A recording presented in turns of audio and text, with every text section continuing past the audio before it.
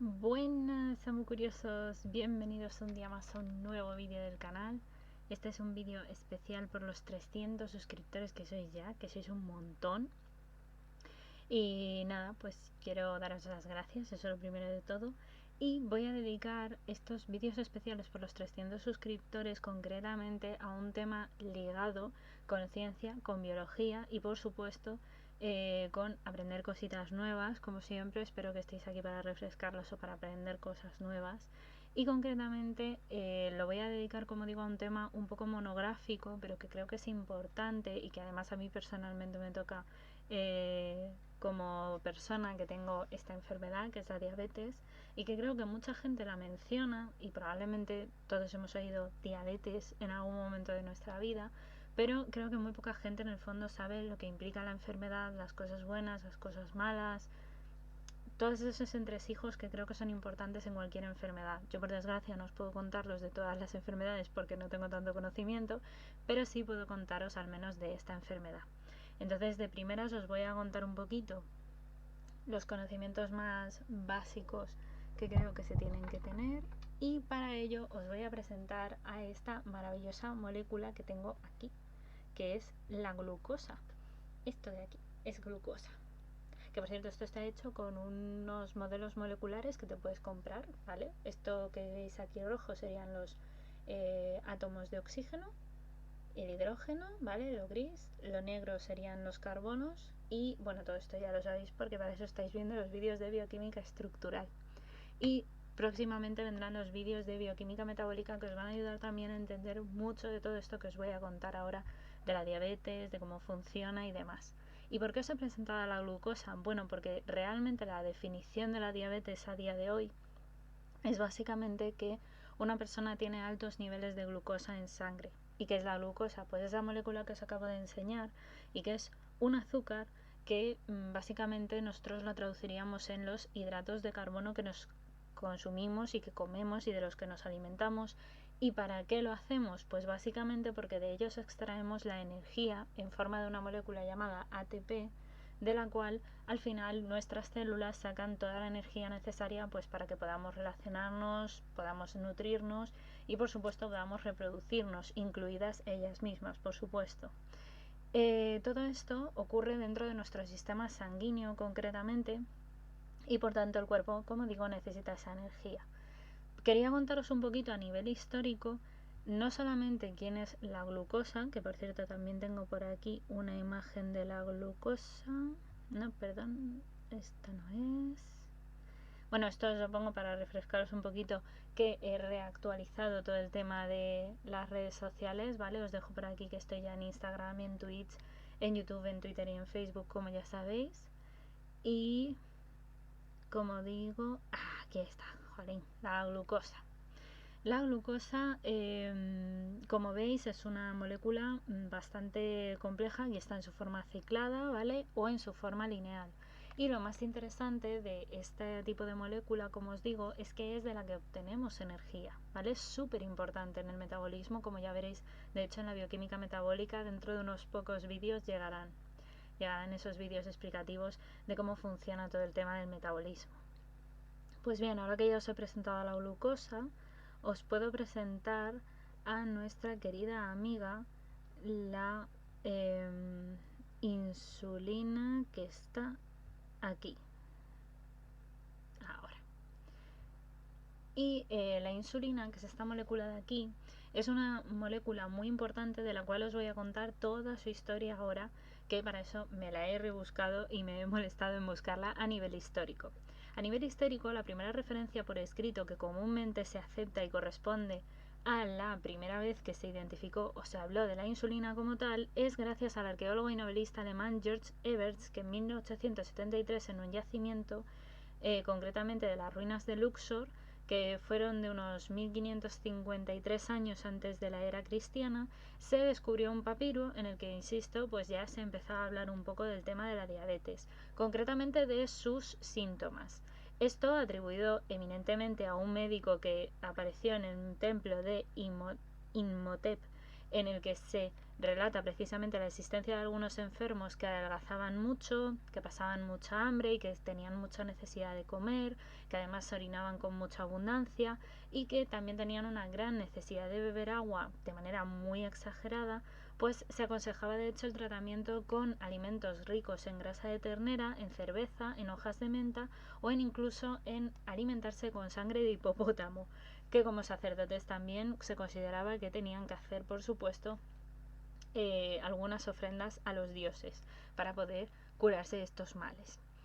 Históricamente, fijaos cómo empieza la historia, pero tiene más gracia todavía porque 10 siglos después, en culturas orientales mucho más avanzadas que las europeas, como ya sabéis un poco en los temas de medicina, se encuentra en la India otra referencia en el libro de Abur, Veda Susruta, o Veda, ciencia, que se describe una extraña enfermedad, efectivamente propia de personas más bien pudientes o ricas, que tenían una obesidad importante y que comían mucho dulce y mucho arroz, y cuya característica era muy similar a la que os acabo de contar.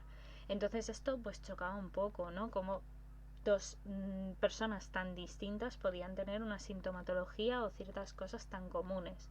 Y entonces fue cuando se empezó a describir un poco a la diabetes mellitus, denominándola la enfermedad de los ricos, precisamente por eso, porque la tenían personas obesas y además eran normalmente jóvenes o con cierta edad, también ya un poco más entre los 30 y los 40.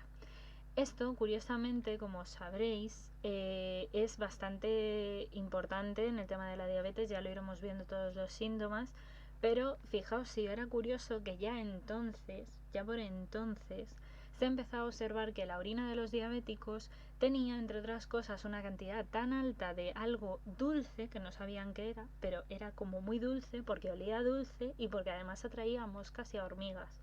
O sea, tenía tela. El nombre de diabetes, de hecho, como tal, proviene del griego y significa pasada a través, porque día significa a través y betes de pasar.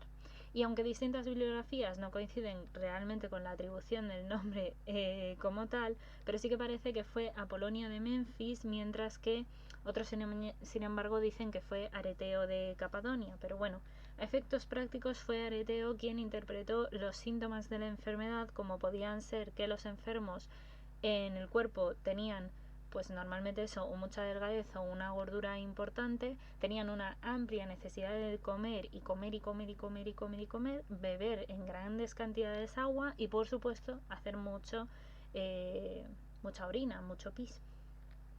Como la grasa se encuentra dentro de los alimentos que daban bastante energía pero que no daba estos efectos, por eso se recomendaba que comieran más grasas, por cierto. Como ya veréis, esto tiene mucho que ver con el tema del metabolismo, que ya lo iréis viendo y lo veréis muy en profundidad, que os lo he detallado súper en detalle el por qué todo a nivel molecular tiene sentido. Sin embargo, en este vídeo, como digo, me quiero centrar un poquito en la historia, así que prosigo. Ya hemos pasado un poco por toda esta época, llega el Imperio Romano. Y el Imperio Romano destaca sobre todo porque Celso empieza a detallar muy bien la enfermedad, insisto, con muchas características, con muchos puntos en concreto, igual que habían hecho sus anteriores, pero bueno, digamos que en la época romana ya sabéis que siempre quedan más registros de ella, sobre todo en la cultura más de Europa y demás. Pablo de Aegina, también de la época más romana, también empezó a hablar un poco de la diabetes asociada a un estado de debilidad que se pensaba que estaba en los riñones, porque claro, como la gente orinaba tanto, la conclusión a la que llegaron en aquella época fue que probablemente la enfermedad o el problema estaba en los riñones. Claro, ¿quién iba a pensar que iba a ser esta molécula que tenéis en pantalla, la insulina? La falta de esta molécula lo que provocaba tantas cosas, pues ni imaginárselo, porque no pensaban que había cosas tan pequeñas dentro de nosotros. Así que el desconocimiento, pues en este caso, les hacía pensar que pues serían los riñones, serían otras cosas, ¿no? Entonces utilizaban, pues, ya os digo, alimentos muy ricos en vegetales, en frutas. Es verdad que eso disminuía normalmente los efectos o los síntomas de la enfermedad. Recordar que durante la Edad Media a nivel científico pues nos lo podemos medio saltar porque es una época muy de decadencia y no obstante hay que mencionar a Avicenas, a Felice y a Paracelso. ¿Por qué? Porque Avicenas, concretamente entre el 980 y el 1037 después de Cristo, fue la primera persona que cogió orina de un diabético, la evaporó y vio que había unos residuos que se quedaban en la orina, o sea, quedaba como un precipitado y no sabía que era 100%, pero se dio cuenta de que algo había ahí. Y fue más tarde Felice quien descubrió que el páncreas no era solo un trozo de carne como hasta entonces se había pensado, sino que tendría algún tipo de conexión con todo el sistema digestivo y por tanto era una víscera. Y posteriormente llegaría Theophrastus Bombastus von Hohenheim, que en 1527 fue nombrado de hecho profesor de la Universidad de Basilea y fue el que desterró un poco todas estas ideas, pero no porque las desterrara, sino porque las perfeccionó con un poco más de conocimiento y dijo que seguramente esta enfermedad, que no sabía nadie 100% decir que era, evidentemente tendría que tener algún tipo de tratamiento, porque no había creado Dios por lo visto una enfermedad que no se pudiera curar, según él, porque era muy creyente. Y luego tenemos a Paracelso, que estudió la diabetes, pero pensando inocentemente que el problema no era, como digo, en el páncreas, sino en el riñón. Y de hecho, pues eso, cogió un recipiente, vio que la orina, cuando la evaporabas, efectivamente quedaba un precipitado muy parecido como si fuera un jarabe por la cantidad de glucosa que tenía la orina. Y de hecho, y esto es un poco asqueroso, pero bueno, os diré que probó la orina y vio que tenía un sabor muy dulce, así que él dijo que probablemente pues tendría algo que ver con que funcionara mal el riñón. Insisto, él pensaba que estaba el problema en el riñón. Y hasta 1679 no llegaría Thomas Willis, quien era un médico inglés y humedeció también su dedo en la orina de un diabético, comprobando así no solo también su sabor dulce de manera ya documentada, y de hecho se dio cuenta de que había un mayor número de pacientes que se aquejaban normalmente y tenían todos los síntomas, pero tenían una orina dulce, y otro conjunto de pacientes que tenían la orina que no tenía, sin embargo, sabor dulce, pese a que tenían síntomas relativamente similares a los de un diabético. Esto os lo explicaré más adelante con los tipos de diabetes, pero es básicamente diabetes normal o diabetes insípida. Y estas son las dos grandes distinciones que él ya sin saberlo en realidad estaba dando. Curiosamente, más tarde, en 1740, entre 1740 y 1809 fue cuando estuvo otro científico que fue J. Rollo, que fue bastante importante porque fue una de las primeras personas que empezó a detectar algunos procesos como las neuropatías diabéticas, aunque todavía, insisto, no sabían todos estos científicos y todas estas personas tan curiosas todo lo que realmente estaban descubriendo. Después llegaría otro científico que fue Matthew Thompson en 1775, quien descubrió que no solamente el sabor dulce que presenciaban la orina de los diabéticos era por el azúcar y por la concentración tan alta que tenía, sino por métodos de análisis de presencia de azúcar para poder identificarlo realmente y de manera con un método más científico, ¿vale? En 1778 fue Thomas Cowley quien realizó la autopsia, de hecho, del primer diabético al que se le estudió, y se observó que tenía un páncreas que estaba completamente atrofiado y además múltiples cálculos implantados en el tejido pancreático, de manera que fue el primero que hizo la relación páncreas-diabetes, o mejor dicho, páncreas con los síntomas de la diabetes, porque entonces no estaba 100% bautizada como diabetes, como digo, esta enfermedad. Asimismo, en Venezuela, el doctor José M. Vargas fue el que escribió prolijamente, por cierto, la historia clínica de un señor que se llamaba Mariano Ramos, que estableció claramente un diagnóstico en primera instancia de la diabetes en 1829, concretamente el 5 de mayo. Después llegaría el doctor Claude Bernard, de 1848 concretamente, es cuando él descubre que las células y azúcares que tomamos con nuestro alimento diario se transforman en glucosa, en azúcar, y pasan posteriormente al hígado, y también tiene que ver, por supuesto, el páncreas, como han dicho otros científicos antes que él, y por tanto al transformarlo, al hacer estas transformaciones, pues quizás sea lo que tenga algo que ver con esta enfermedad.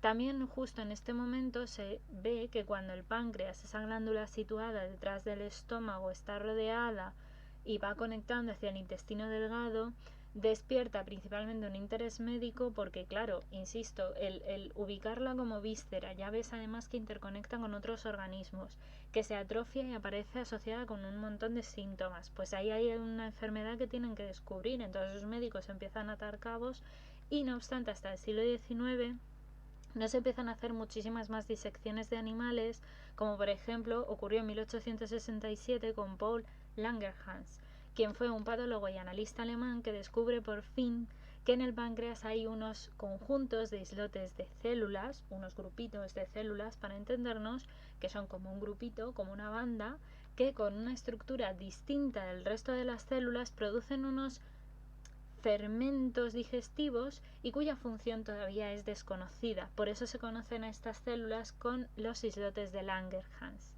Hasta 1889, no obstante, no se puso, o no se supo, mejor dicho, la función de los referidos islotes de Langerhans, que fue descubierta por Joseph von Mering y Oskar Minkowski, fisiólogos de la Universidad de Estrasburgo, quienes dieron a conocer su gran descubrimiento y habían por fin extirpado el páncreas de un mono con la intención de ver efectivamente qué eran esos jugos gástricos y ver qué había ahí y por qué ocurría todo lo que ocurría. Entre otras cosas, investigaron la orina y se dieron cuenta de que, efectivamente, como otros muchos predecesores, muchos insectos se sentían atraídos por la cantidad de glucosa almacenada en esa orina. Hecha esta misma operación, se extirpó además el páncreas a distintos animales que sufrían los síntomas, como ocurría en el caso del ser humano, y determinaron en distintos fallecimientos en distintos animales que las investigaciones todas concluían en esos islotes de Langerhans, que era donde más se fijaban, y se empezó a observar que definitivamente habría algo, una sustancia ahí, que estaba produciendo estos tipos de enfermedades, o mejor dicho, este tipo de enfermedad. En 1914, y ya estamos en pleno siglo XX, el doctor Allen descubre que se han experimentado sobre todo con perros que tenían diabetes y que si se cogía y se controlaba un poco la dieta y demás, pues los perros mejoraban muchísimo sus condiciones de vida y su salud. Entonces, la conclusión a la que llegó él es a que tenía mucho que ver esta enfermedad con cómo comías y por tanto con la alimentación, y empezó a dar muchas bases sobre las dietas y de hecho mucha gente mejoró su estado de vida y su salud dentro de la enfermedad gracias a este tipo de cosas. Luego, posteriormente, el momento más determinante y quizás recordado de la historia de la diabetes se situó, sin embargo, en 1921, hace 100 años. Y por eso he querido también hacer un poco el especial ahora, porque los canadienses Frederick G. Banting y Charles H. Best tuvieron la idea de ligar el conducto excretor pancreático de un mono y provocar una autodigestión de la glándula para poder intentar purificar la sustancia que estaba dentro para saber qué narices había dentro de los islotes de Langerhans. Esto supuso que lo hicieran en una cachorra diabética y consiguieron efectivamente ver que había una molécula que resulta que si se la inyectabas disminuían sus niveles de glucosa, y esto implicó que al final pudieran ganar el premio Nobel en 1923 precisamente por este descubrimiento, renunciando no obstante a los derechos que les correspondían por su descubrimiento y vendiéndose hasta la Universidad de Toronto por precio simbólico de $1. Pero no obstante, he de decir, y aquí he hecho un poco el freno, porque no solamente fueron Frederick Grant Banting y Charles Best, sino que James Collip y JJR McLeod, también de la Universidad de Toronto en Canadá, descubrieron la insulina. Ahora ya sí podemos decir que la descubrieron, insisto, en esta época, en 1921, pero menciono a los cuatro porque todos tuvieron su parte.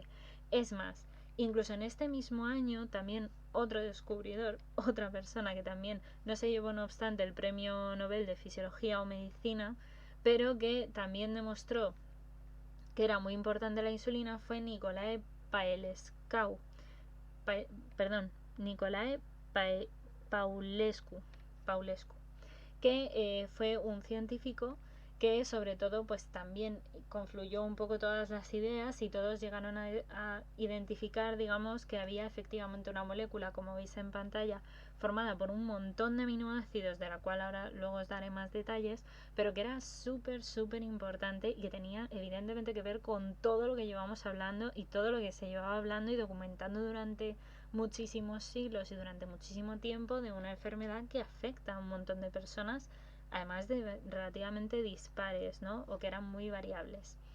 También he de decir que esto implicó una cosa bastante interesante, y es que el primer ensayo que se llevó a cabo con humanos, una vez ya descubierta la molécula de la insulina, fue en 1922, concretamente el 11 de enero, con Leonard Thompson, joven con diabetes que tenía unos 14 años y que pesaba tan solo 29 kilos de peso.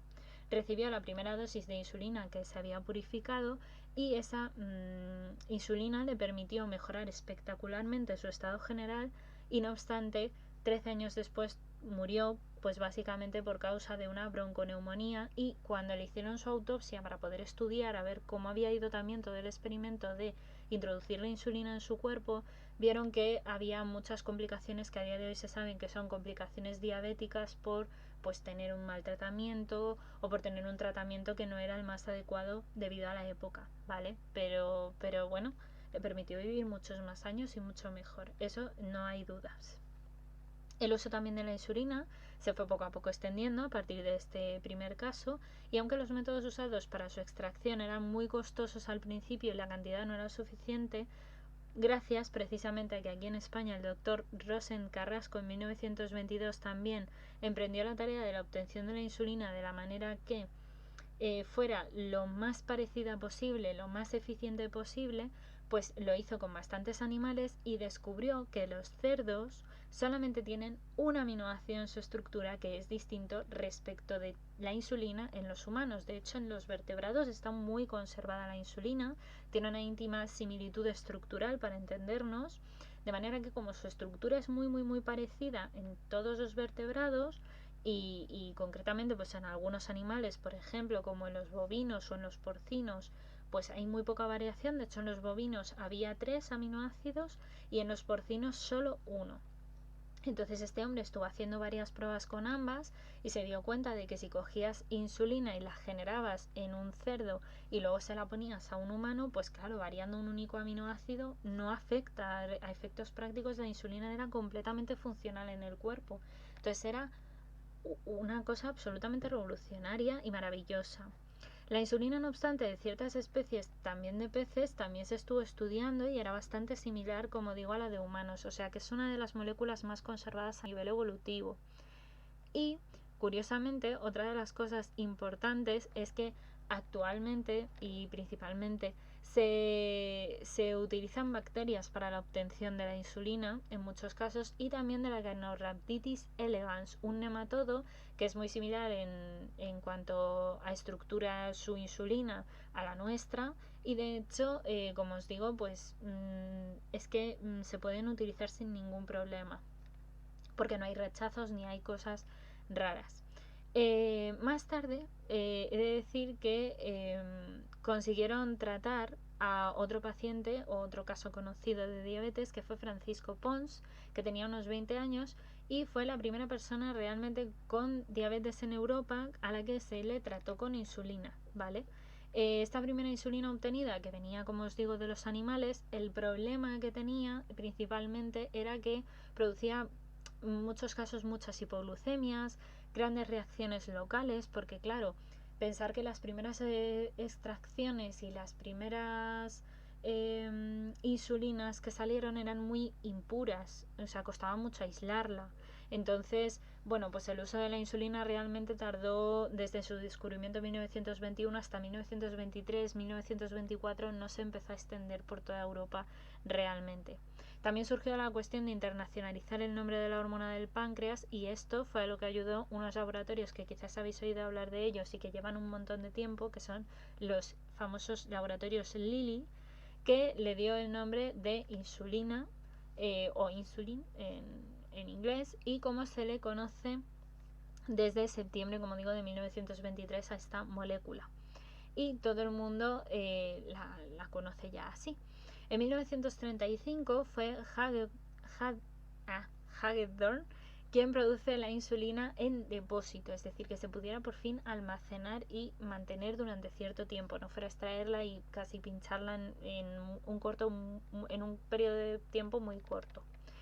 Y luego llegaría Jambon y Lavoisier, quienes descubrieron el poder hipoglucemiante de las sulfamidas administradas por vía oral en 1942, y sus trabajos concretamente ayudaron un montón porque proporcionaron el paso definitivo para que los hipoglucemiantes orales, es decir, para que hubiera pastillas que directamente permitieran bajar los niveles de glucosa y se constituyera así otro de los grandes pilares que ayudará a la diabetes, sobre todo de tipo 2, como ya veremos más adelante. Durante las últimas décadas se han realizado de hecho extraordinarios avances en el conocimiento de la epidemiología, la fisiopatología, las complicaciones, la prevención, el tratamiento y todo lo que os podáis imaginar en cuanto a la diabetes mellitus. Sin embargo, también es verdad que a la luz del conocimiento de todo el tema genético, la insulinoresistencia y un montón de cosas, pues a día de hoy sabemos muchísimo más que hace 100 años, cuando por fin le pusimos nombre a la molécula que, como os digo, es la insulina, y que era tan importante para poder tener el clic de la clave con esta enfermedad. En definitiva, hoy por hoy la vida de una persona con diabetes, no obstante, os puedo decir que es súper normal, que no tenemos nada extraordinario, pero la calidad de vida, igual que la de muchas personas sin diabetes, también es prácticamente la misma, pero eso sí, como con cualquier enfermedad, hay que cuidarse un poquito más. Y por ello también vamos a hablar ahora un poquito, después de esta introducción así de un tiempo un poco largo a nivel histórico.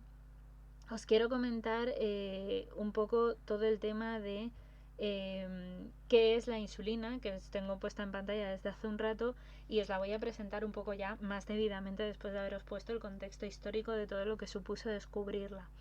La insulina concretamente es una hormona polipeptídica, es decir, que está compuesta, como veis, por muchos aminoácidos, por muchas proteínas, por tanto, formado de hecho concretamente por 51 aminoácidos y producida y secretada por esas células de los islotes de Langerhans, que concretamente se identifican como células beta del páncreas, porque también hay otros tipos celulares dentro del páncreas y bueno, pues hay que saber dónde estamos para cada cosa. La insulina interviene en el aprovechamiento siempre metabólico de los nutrientes, ¿vale? Como os he dicho, su principal función es trabajar en el anabolismo de los glúcidos, o lo que es lo mismo de los hidratos de carbono. Es decir, que su principal idea es: yo cojo esta molécula de glucosa y la rompo para que tú de aquí extraigas toda la energía posible. Ese es el objetivo principal, así resumidamente. Sin embargo, la síntesis de la insulina también es importante, y como os podréis imaginar y como habréis visto ya en toda la bioquímica estructural, crear proteínas no es tan fácil, y crear ya moléculas de proteínas, pues imaginaros lo difícil que es. Entonces, ¿qué ocurre con esto? Que los niveles de glucosa en el cuerpo necesitan activar a la insulina, y todo ese proceso parece que se hace fácil, pero no lo es. En realidad, toda la activación, todo el proceso de generar insulina pasa por muchos procesos y por una amplia y compleja red que os voy a intentar resumir un poquito. Si nosotros vamos y comemos, evidentemente, pues vamos a suponer que coméis, no sé, os coméis una manzana, ¿vale? La manzana tiene evidentemente glucosa. Entonces vosotros pues vais a tener glucosa en el cuerpo que se está introduciendo, y dentro de esa glucosa que os vais a meter cuando coméis, pues una de las cosas que van a suceder en vuestro organismo, aunque vosotros en principio no seáis conscientes porque no estamos todo el tiempo siendo conscientes de ello, pero que es así, es el proceso de... aquí está. El proceso de conseguir que nuestro cuerpo active los niveles de insulina, pues para poder obtener ese pool, ese esa gran cantidad de insulina que nos ayude a digerir, a romper esas moléculas de glucosa y a obtener energía. ¿Cómo lo hace el cuerpo? Bueno, pues digamos que una vez tú te introduces tu primer bocado de manzana, todas las enzimas que tenemos en la boca, que son muchas y que se encargan, entre otras cosas, de mandar un montón de señales, una de las cosas que van a hacer es mandar ya de por sí una señal al cerebro y también, por supuesto, hacia la zona del páncreas a decir, amigos, tenemos glucosa dentro. Y automáticamente ya empezamos a activar todos los sistemas. ¿Todo esto cómo se hace? Pues a través de lo que llamamos receptores de la célula, ¿vale? En la célula es una gran pelotita, imaginárosla así, y tiene como pequeñas antenitas que son los receptores y entre otras las famosas células beta, como os digo, de los islotes de Langerhans que están ahí en el páncreas y que son las que van a generar la insulina, tienen en concreto una antenita que se llama GLUT2, que es su receptor. Y ese receptor lo que va a recibir es, ostras, que tenemos señales de que hay glucosa en el cuerpo, estamos comiendo glucosa. ¿Eso qué implica? Que hay una despolarización de la membrana, que es básicamente una activación, para entendernos en lenguaje más llano, se activa como quien da un interruptor y se enciende la luz, pues algo parecido. Lo que pasa que dentro de la célula ese proceso pasa por activar un receptor o esa antena y eso va por un cableado, entre comillas, que llega a un mensajero que es el calcio y el AMPC cíclico, que son otras dos moléculas. Bueno, el calcio no, el calcio es un ion, pero bueno, a efectos prácticos lo que hacen es activar toda la cascada, que implicará que los genes que están dentro de las células y que se encargan de producir la insulina hagan todo el proceso de transcripción y por tanto de traducción para poder generar, después de esos procesos genéticos que seguramente muchos ya conocéis, pues básicamente lo que conocemos como la molécula de insulina que os ponía antes. Todo esto está regulado muy cuidadosamente por todo el sistema genético, concretamente con el cromosoma 11, ¿vale? Y se ha identificado una variedad de alelos mutantes que pueden tener que ver con esta enfermedad y con sus secuencias reguladoras para que la insulina, pues claro, se exprese y se produzca cuando tiene que hacerlo y no cuando le dé a él la gana. Y todo ello además está regulado por muchos factores, entre otros factores de transcripción, es decir, factores que regulan que se transcriban las cosas o salgan y se produzcan las cosas como deben de producirse, y efectos prácticos estos son algunos de ellos: NeuroD, MAFA, PDX1 y por supuesto CREP, que es uno de los que yo estudié en su momento, regulado regulado no, es uno de los factores de la transcripción más importantes porque regula, entre otras muchas cosas, el neurodesarrollo y, por supuesto, otros muchos procesos de desarrollo en general. ¿Qué ocurre al final? Pues eso, pues que el ADN dice, oye, célula, fabrícame insulina, que tenemos que producirla para el cuerpo. La producen a través de distintos pasos en el retículo endoplasmático rugoso, que es un componente de la célula. Llegan los ribosomas con esas moléculas de RNA mensajero que dicen, oye, que tenemos que producir insulina. Y se produce poco a poco todo ese proceso de insulina, que pasará por el proceso del aparato de Golgi para poder terminar de transformarse en lo que será la preproinsulina. ¿Vale? ¿Y por qué no insulina definitivamente? Porque hasta que no pasa por todos esos procesos del aparato de Golgi no tendremos la proinsulina, con algunos puentes disulfuro que la hacen absolutamente única como molécula. Una vez ya está fabricada, la podemos perfectamente sacar a todo el torrente sanguíneo y podrá empezar a ayudar a todos los procesos de rotura de las moléculas de glucosa y por tanto la obtención de energía en forma de ATP, como os digo. Su función, por tanto, va a ser favorecer siempre que la glucosa en la sangre se pueda utilizar como energía. No obstante, para poder ayudar a este tipo de cuestiones, tenemos otras hormonas, otras proteínas importantes dentro de todo este sistema tan complejo. Y es el glucagón, del cual también os tengo que hablar, porque al contrario que la insulina, hace todo lo contrario. Ya veremos de hecho cómo son sus efectos ahora un poquito más adelante. Pero para entendernos, también están dentro del páncreas la secreción de glucagón. Y también tenemos a la somatostatina, que es la que va a inhibir a estas dos hormonas para que todo esté bajo control. Son como la policía, para entendernos. Por supuesto, las células de Langerhans, como os digo, son súper importantes dentro del páncreas, pero también hay otro conjunto de células que se van a encargar no solamente de generar el glucagón y la insulina, sino también otro elemento más complicado, y es el tema del péptido C. El péptido C es uno de los componentes que también aparece y se libera a la sangre a través de las células beta pancreáticas de los islotes de Langerhans, junto con la proinsulina, es decir, con la insulina, digamos, todavía sin activar del todo, faltándole una vuelta de tuerca a un tornillo para que ya funcione perfectamente la maquinaria. Y es básicamente uno de los componentes más importantes que dentro de los diabéticos nos indica cuánta es la producción de insulina que se está llevando a cabo. O mejor dicho, cuando entre un 10 y un 20% de las células beta del páncreas están bien, lo normal es que si no tienes el 100% empieces a tener sintomatología de diabetes.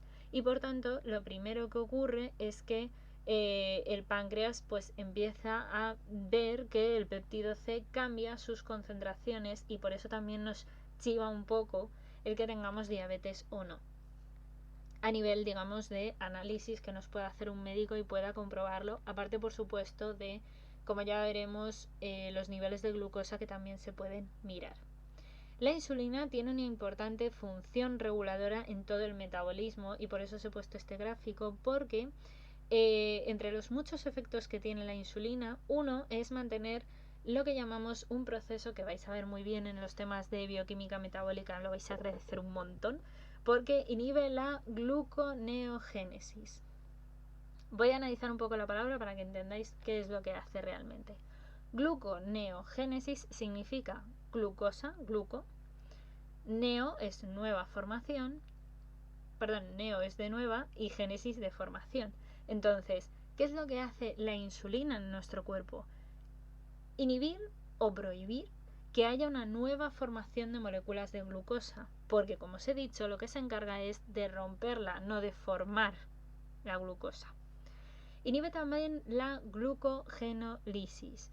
¿Esto qué significa? Que nuestra glucosa en nuestro cuerpo no solamente está como glucosa, sino que se pueden asociar varias glucosas entre sí y formar otra molécula más grande llamada glucógeno. Y por supuesto el glucógeno se almacena en todos los músculos, se almacena también principalmente en el hígado, y está muy utilizado para cuando nos hace falta energía en ayuno o en determinadas circunstancias, pues podemos romper esas moléculas de glucógeno a glucosa y de glucosa a obtener otra vez energía en forma de ATP. La insulina no se encarga, evidentemente, como os podréis imaginar, de la glucogenólisis, es decir, de coger el glucógeno y romperlo a distintas moléculas de glucosa, porque no es su objetivo, no es de lo que se encarga ella. Promueve, sin embargo, lo contrario, la glucogenogénesis, es decir, coger el glucógeno y formarlo. Cuando yo cojo y tengo mucho pool de glucosa y no lo voy a utilizar para obtener energía, lo que hago es ayudar a que se almacene, como os digo, en los músculos y en el hígado. Eso sí ayuda a la insulina. Por otro lado, aumenta también el transporte de glucosa hasta el músculo esquelético, por lo que os estoy diciendo, y al tejido adiposo también, es decir, al hígado y a los músculos. Voy a hacer que se almacene la glucosa, porque si no la voy a usar ahora, pues para luego. Y luego también aumenta la retención del sodio en los riñones, que es otra de las cosas que hace, además de aumentar la recaptación celular del potasio y los aminoácidos. ¿Por qué? Porque nos interesa tener aminoácidos para poder producir más insulina, como yo, que soy muy molana. Es que la insulina piensa en todo. Pero también disminuye la glucosecreción pancreática, es decir, disminuye que haya menos glucosa, menos glucógeno desde el hígado, porque ya estoy yo para coger glucosa del medio y transformarla en energía, así que no me vengas hígado y me saques tú más glucosa, porque no me interesa.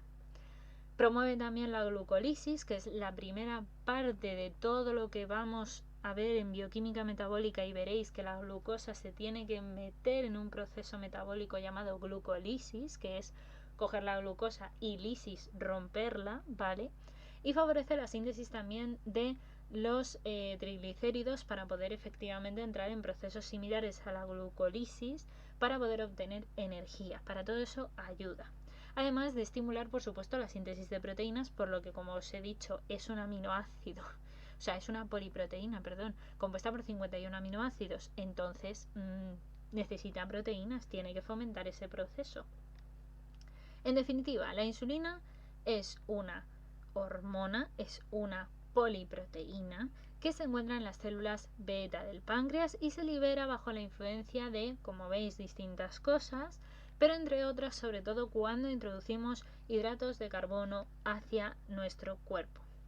Y por supuesto se encarga de controlar todos estos procesos que os he dicho, pero también se ha demostrado que la hormona del crecimiento es capaz de aumentar la secreción de insulina humana, es decir, que la insulina no está sola en el organismo, sino que interactúa con otro montón de moléculas y otro montón de hormonas, y entre otras tiene mucha importancia muchísimas hormonas concretamente ligadas a todo el proceso pancreático, digestivo e incluso del neuroendocrino, es decir, del que tiene que ver con la parte del cerebro. El funcionamiento fisiológico de la insulina lo veis súper bien en este gráfico, que ya sé que os lo llevo poniendo media hora, pero ahora os lo cuento poco a poco. Una de las cosas que ocurre, como he dicho, es que cuando nosotros introducimos alimento a nuestro cuerpo, la insulina pues necesita subir sus niveles, pero eso significa entonces que solamente hay insulina cuando yo como una manzana. No. Tú tienes insulina en todos los momentos, igual que tienes glucosa en todos los momentos del día. ¿Por qué? Porque tú necesitas energía en todo momento, tus células necesitan energía para poder hacer que tu corazón bombee, para hacer que tus pulmones respiren. Para todo esto necesitamos energía en forma de ATP. Y por tanto la glucosa siempre se está utilizando constantemente, es constante. Entonces, lógicamente, la insulina tiene que estar constantemente funcionando en el organismo. Y por eso siempre hay una cantidad, como veis ahí abajo, basal, esa línea azul lo que representa es ese punto mínimo, esa insulina basal que le llaman, que tienes que tener todo el tiempo en tu cuerpo secretándose, porque lógicamente tú siempre necesitas que haya insulina. Otra de las cosas interesantes es que estos picos que veis de desayuno, comida y cena se dan porque cuando nosotros además comemos, lógicamente hay más glucosa para adentro. Y entonces el cuerpo dice, no, necesito más insulina para cubrir este pico que me he metido de pronto una pasta, una manzana y un yogur y un tal y un cual. Todos esos hidratos de carbono hay que hacer lo que os he dicho yo. Hay que romperlos para transformarlos en energía y otros muchos lo que voy a hacer es almacenarlos en mis músculos, en mi hígado y demás, como glucógeno, que es un conjunto de glucosas unidas, para cuando yo haga deporte, cuando me ponga a hacer cosas, cuando tal, pues tenga toda esa glucosa ahí para poder utilizarla al máximo. Y ¿qué ocurre con esto? Pues que básicamente esto es lo que sería el funcionamiento de un páncreas normal y corriente. Vuestro páncreas, si no sois diabéticos, funciona así y lo hace solo. Él ya sabe todas estas señales que os he comentado antes y se pone en funcionamiento él solo, y tú a que no te has enterado. Pues claro que no, no me entero ni yo, y eso que me pincho insulina, así que no nos enteramos de nada. Pero es súper importante.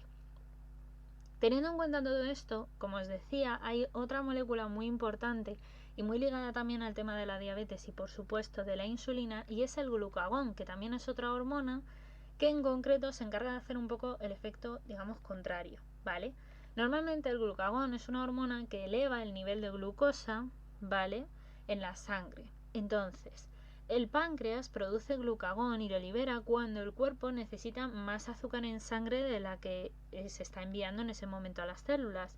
¿Cuándo ocurre normalmente esto? Pues imaginaros, cuando tú haces ejercicio, todo el glucógeno que tú tienes en tus músculos y en tu hígado, pues lo estás ahí gastando, estás sacando el glucógeno, lo rompes en moléculas de glucosa y esas moléculas de glucosa las estás usando para utilizarlas de energía. pero claro, es un reservorio que tiene sus almacenes limitados. Por ejemplo, para que lo entendáis mejor, es como si yo, por ejemplo, me voy a la despensa de mi casa, pues hombre, yo tengo un bote de Colacao o un bote de lo que sea, pero al final, claro, si yo me tomo Colacao y Colacao y Colacao, pues al final en algún momento eso se gasta, ¿verdad? Pues con el glucógeno pasa igual. Si yo hago una hora de deporte, pues a lo mejor he gastado la mitad del glucógeno, pero va a llegar un momento donde yo gaste tanto glucógeno que a lo mejor me agoto mis reservas. Mi despensa entera de glucógeno me la he fundido. O por ejemplo, no me encontraba yo muy bien ayer, no cené y estoy un montón de horas hasta que desayuno. Estoy en un ayuno prolongado. Pues entonces es cuando el cuerpo dice, oye, que necesito tirar del glucógeno y sacar glucosa para poder obtener energía. Por supuesto, todo esto está súper controlado con la somatostatina, que como os he dicho antes es otra hormona que lo que va a hacer es inhibir y controlar que el glucógeno no se vuelva loco aquí sacando glucosa de la nada y a lo loco. Y su acción normalmente, como os podéis imaginar, igual que la insulina, es hipoglucemiante, es decir, baja los niveles de glucosa en sangre porque la voy rompiendo. Lo que hace en concreto el glucagón es lo contrario, sube los niveles de glucosa en sangre y actúa estimulando todos esos procesos que antes inhibía la insulina. Por ejemplo, la glucogenólisis. ¿Qué hace, por ejemplo, el glucagón? Lo que os he comentado, glucógeno y lisis. Coge el glucógeno y lo va rompiendo. Y la gluconeogénesis también la estimula. ¿Por qué? Porque gluconeogénesis significa que voy a coger glucosa, neo es nueva y génesis formar. Es decir, cojo glucosa y la formo nueva. Porque me interesa coger todas las sustancias que tengo, proteínas, grasas, lo que haga falta, y transformarlo en glucosa, que es lo que yo necesito porque estoy haciendo ejercicio, se me está gastando la glucosa de los músculos, del cuerpo, del hígado, de todos lados, ¿y qué hago yo sin glucosa? ¿Cómo sigo haciendo la maratón que estoy haciendo? Pues hay que tirar de ahí. También estimula otro proceso que es la lipólisis. La lipólisis es la rotura de los lípidos, ¿vale? Rotura de las moléculas como los ácidos grasos, ¿vale? O los triglicéridos, que son grasas, como ya hemos visto en bioquímica estructural. ¿Qué ocurre con todo esto? Que bueno, pues que cuando lo haces un poco, pues no pasa nada. Pero cuando se hace de manera muy excesiva, que es una de las cosas que pasa en muchos diabéticos, sobre todo cuando se les diagnostica recién de la enfermedad, bueno, os voy a contar en mi caso para que lo entendáis todavía mejor. Cuando yo, por ejemplo, debuté en la diabetes, yo sin saber obviamente que tenía diabetes, pero luego lo interconectas todo y tiene todo el sentido del mundo. Cuando uno es diabético, una de las cosas que ocurre es que al no tener insulina, ¿vale? Que es el gran problema que tienen los diabéticos, no tenemos insulina en nuestro páncreas y por tanto no se da todo este proceso, pues como no hay insulina en nuestro cuerpo, lo que ocurre es que el cuerpo dice, vale, ¿y qué hago yo entonces para obtener glucosa si no tengo insulina que me la rompa? Pues lo regula con el resto de hormonas. ¿Con qué? Pues con el glucagón, por ejemplo. El glucagón coge, empieza a romper todo el glucógeno que hay, que por eso también muchos diabéticos adelgazan extremadamente, porque evidentemente, y yo también adelgacé mucho, claro, adelgazas porque tu cuerpo empieza a tirar de todas tus reservas de glucosa y cuando eso se agota empieza a tirar de todos los procesos que ya veréis en bioquímica metabólica, o sea, os lo he contado súper bien y súper detallado ahí, cómo el cuerpo encuentra siempre la forma de obtener energía. Lo normal es que lo haga de la glucosa, pero también podemos tirar de las grasas y podemos tirar de las proteínas. Claro, cuando tu único sustento energético empieza a ser las grasas y las proteínas, eso produce un pequeño efecto secundario negativo que son los cuerpos cetónicos, que son compuestos químicos producidos por un proceso que se llama cetogénesis, que se da normalmente en las mitocondrias, principalmente de las células del hígado. Su función normalmente es suministrar energía al cerebro y el cerebro se lo toma súper guay porque el cerebro toma entre un 20% por lo menos de toda la glucosa que se introduce en nuestro cuerpo. Pero los cuerpos cetónicos como energía en una situación fisiológica natural solamente funcionan para el cerebro porque es un poco caprichoso. Pero lo normal es que cuando tú tienes diabetes se pueden acumular una gran cantidad de cuerpos cetónicos, excesiva de hecho, y como todo se suele decir, lo poco bueno, lo mucho malo. Entonces, ¿qué ocurre? Que como hay demasiado en la sangre, produce una cosa que se llama la cetoacidosis diabética, que precisamente se produce porque la insulina, entre otras cosas, también se encarga de ayudar a degradar estos cuerpos cetónicos. Como tú no tienes insulina, cuerpos cetónicos arriba on fire junto con la glucosa, arriba on fire, horrible. Así que los compuestos químicos de hecho que más se pueden encontrar son el acetoacetato o ácido acetoacético y el ácido beta-hidroxibutírico o beta-hidroxibutirato. Y también, por supuesto, esto se interconecta todo, como os digo, con otra parte súper importante. Y ya que yo sabéis que me encanta hablar de cerebro, pues vamos a hablar de cerebro.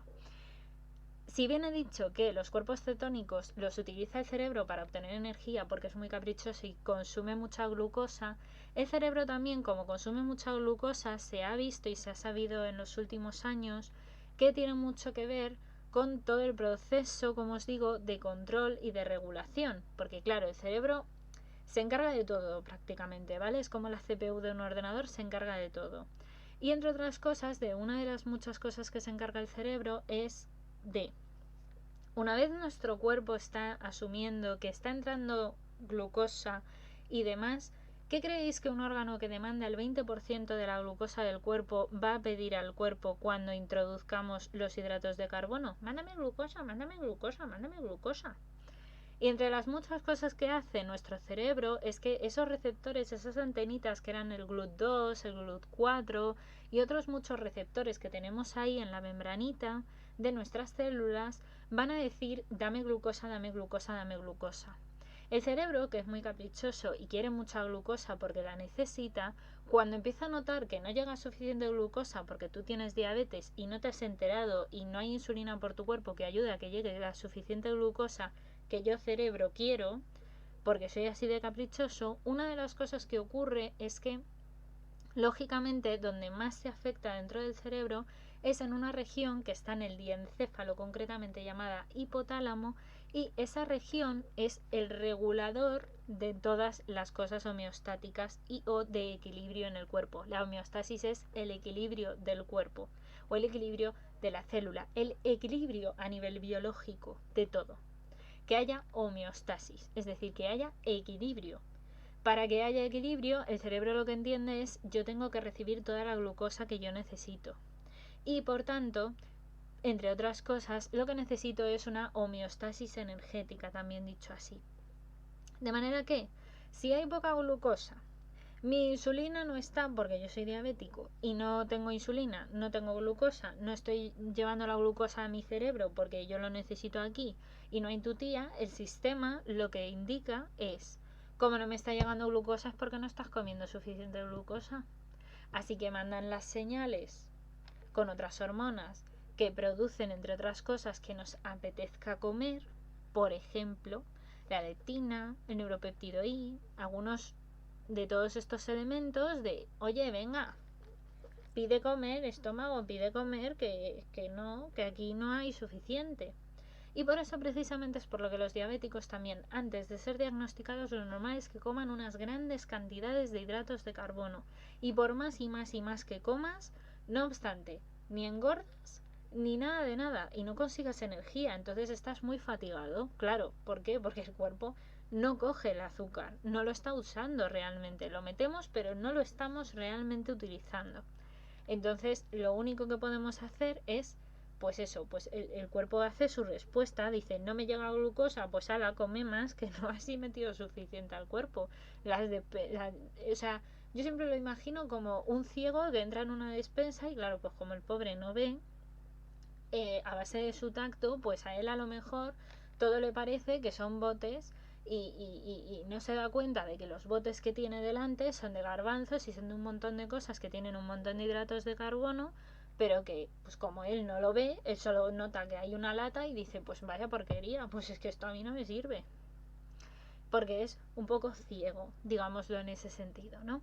El desgaste de todo este proceso al final lo que produce es evidentemente un alto riesgo de enfermedades neurodegenerativas porque hay daños en el sistema nervioso central.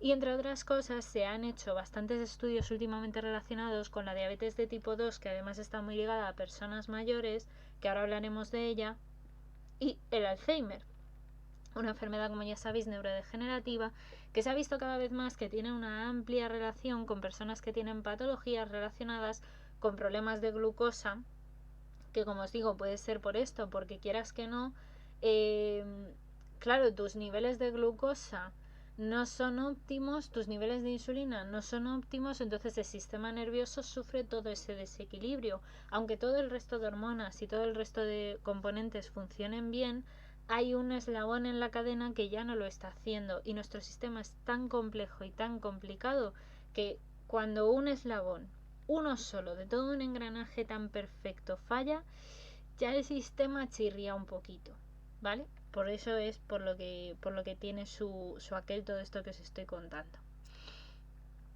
Y de hecho, por cierto, se me ha olvidado enseñaros aquí. No, a ver, aquí. Ay, que no consigo ahora. Vale, esta era la glucosa. No, os quería enseñar el glucógeno. O sea, perdona, glucógeno, no, perdona, el glucagón. Este es el glucagón. ¿Veis? El glucagón, al igual que la insulina, es un conjunto de aminoácidos. Y es una hormona súper importante. De hecho, del todo el sistema neuroendocrino, luego ya hablaremos, ¿vale? Os lo he contado muy por encima aquí, para que entendierais un poco por qué el sistema nervioso está tan conectado luego en realidad con todo el tema visceral, con todo el hígado, con todo el intestino. O sea, todo, todo conecta, ¿vale? Todo está conectado en el mundo y más en nuestro organismo. Pero para que os hagáis una idea, ¿vale? Entonces este sería el glucagón, que se me ha olvidado enseñároslo antes. Bien, entonces, ¿qué ocurre en un diabético? ¿O qué pasa en la diabetes? Que ya lo hemos comentado. Pues básicamente un diabético, que como veis aquí, lo que hace el diabético con su tratamiento, bien sea oral, bien sea bien sea insulina pinchada, ya lo vemos en cada caso cómo va a ser, ya vamos a hablar ahora de los tipos de diabetes.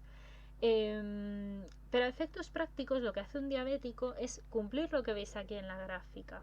Un diabético, como no tiene insulina en su cuerpo, cosas de la vida y de la genética y de otras historias, como no tienes insulina en el cuerpo, lo que vas a hacer es sustituir la insulina basal o bien por una insulina pinchada, ¿vale? En el caso de algunas diabetes, y en el caso de otras diabetes, como ya veremos, lo que se hace es que como tu cuerpo sí que produce algo de insulina, no es necesario que cubras el estado basal. El estado basal más o menos lo cubrimos. Lo que no cubrimos son los picos de cuando, oye, que voy a desayunar, voy a comer, voy a cenar. Entonces ahí es cuando entran en juego las dietas y los diabéticos orales, que se llaman, ¿no? Las pastillas de la diabetes, que seguro que habéis oído que se toman vuestros abuelitos o tal. Y esto es básicamente lo que refleja, como digo, este tipo de gráfica. Lo que hacemos con los tratamientos es intentar reemplazar, sustituir, simular dentro del cuerpo lo que haría nuestro páncreas, o mejor dicho, lo que hace seguro la mayoría de todos los páncreas de toda la gente que estáis viendo este vídeo, o muchos de los que lo estáis viendo, de manera normal o de manera general, básicamente. Esto es todo. Esto sería básicamente un poco la explicación más llana o más sencilla que se me ocurre para contároslo. No obstante, hay que hablar de los distintos tipos de diabetes que encontramos, teniendo esto muy presente y muy en mente. ¿Qué tipos de diabetes hay en el mundo? Bueno, que se sepan, hay unas cuantas, que ya se han ido clasificando, y desde que yo debuté hasta ahora ha habido más tipos.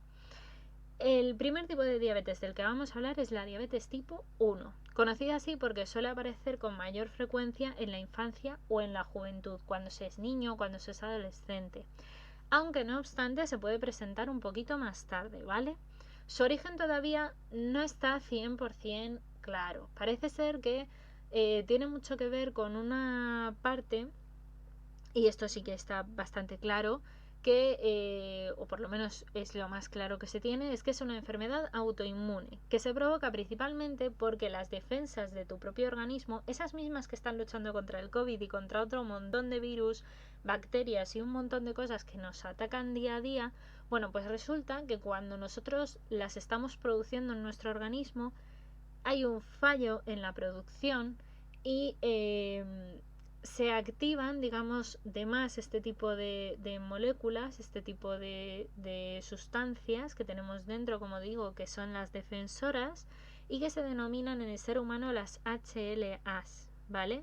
Son realmente unos componentes de un complejo que creo que yo ya os he contado en hilos, y si no podéis iros a las redes sociales porque seguro que están por ahí, del complejo principal de histocompatibilidad.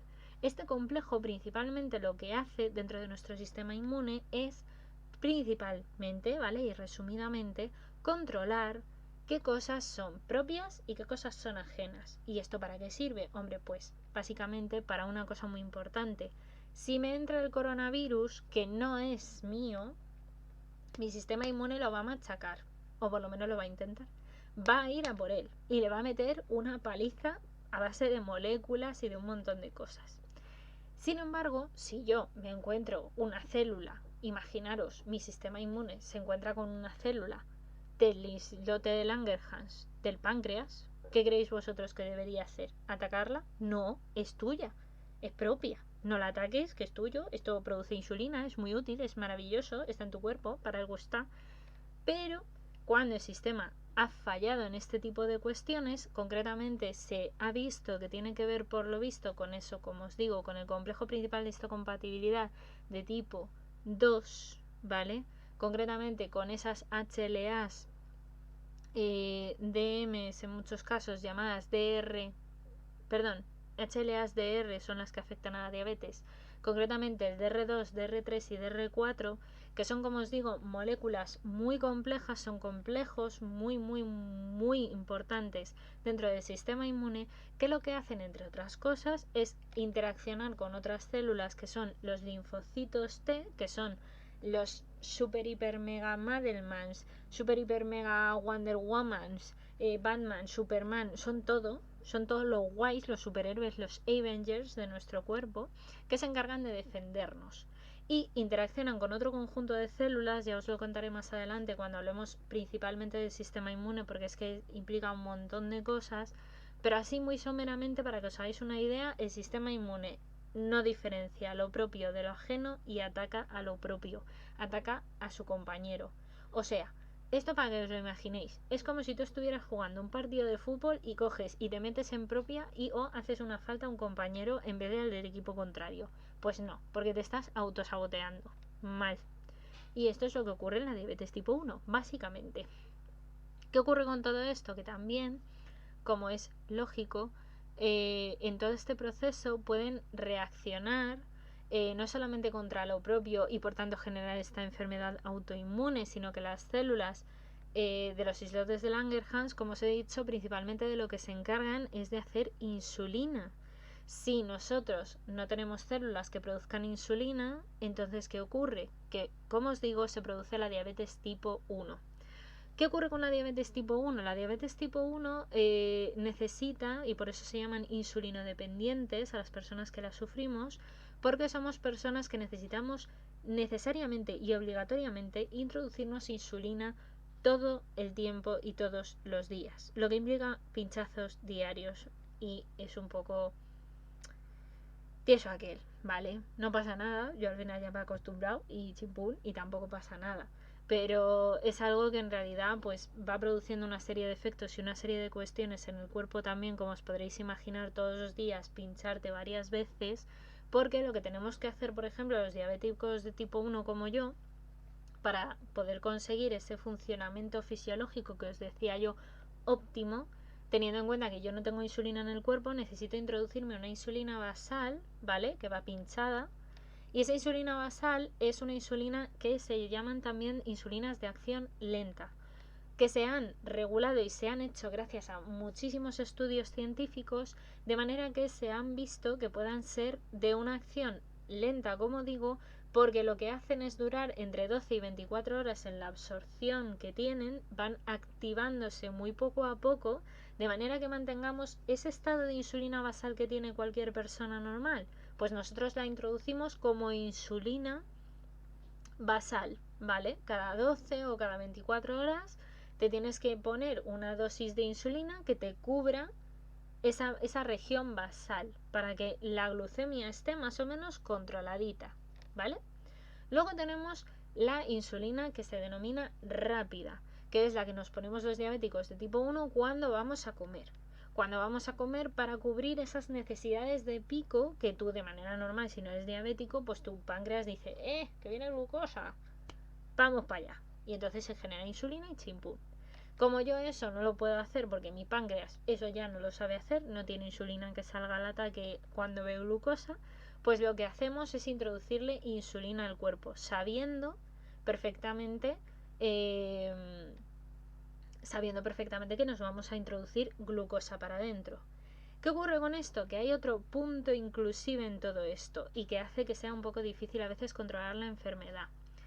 Claro, tu cuerpo, que es muy sabio y tiene la insulina y tiene todo el sistema y todo el engranaje funcionando perfectamente, lo autorregula según cuánto tú comes.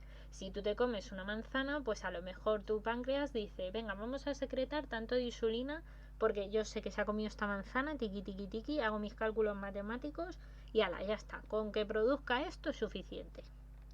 O mejor dicho, va produciendo y en cuanto el cuerpo recibe una serie de señales, que es realmente como ocurre, pues se para y se dice, ya está, ya no más insulina, que ya hemos cubierto lo suficiente con todo lo que tenemos.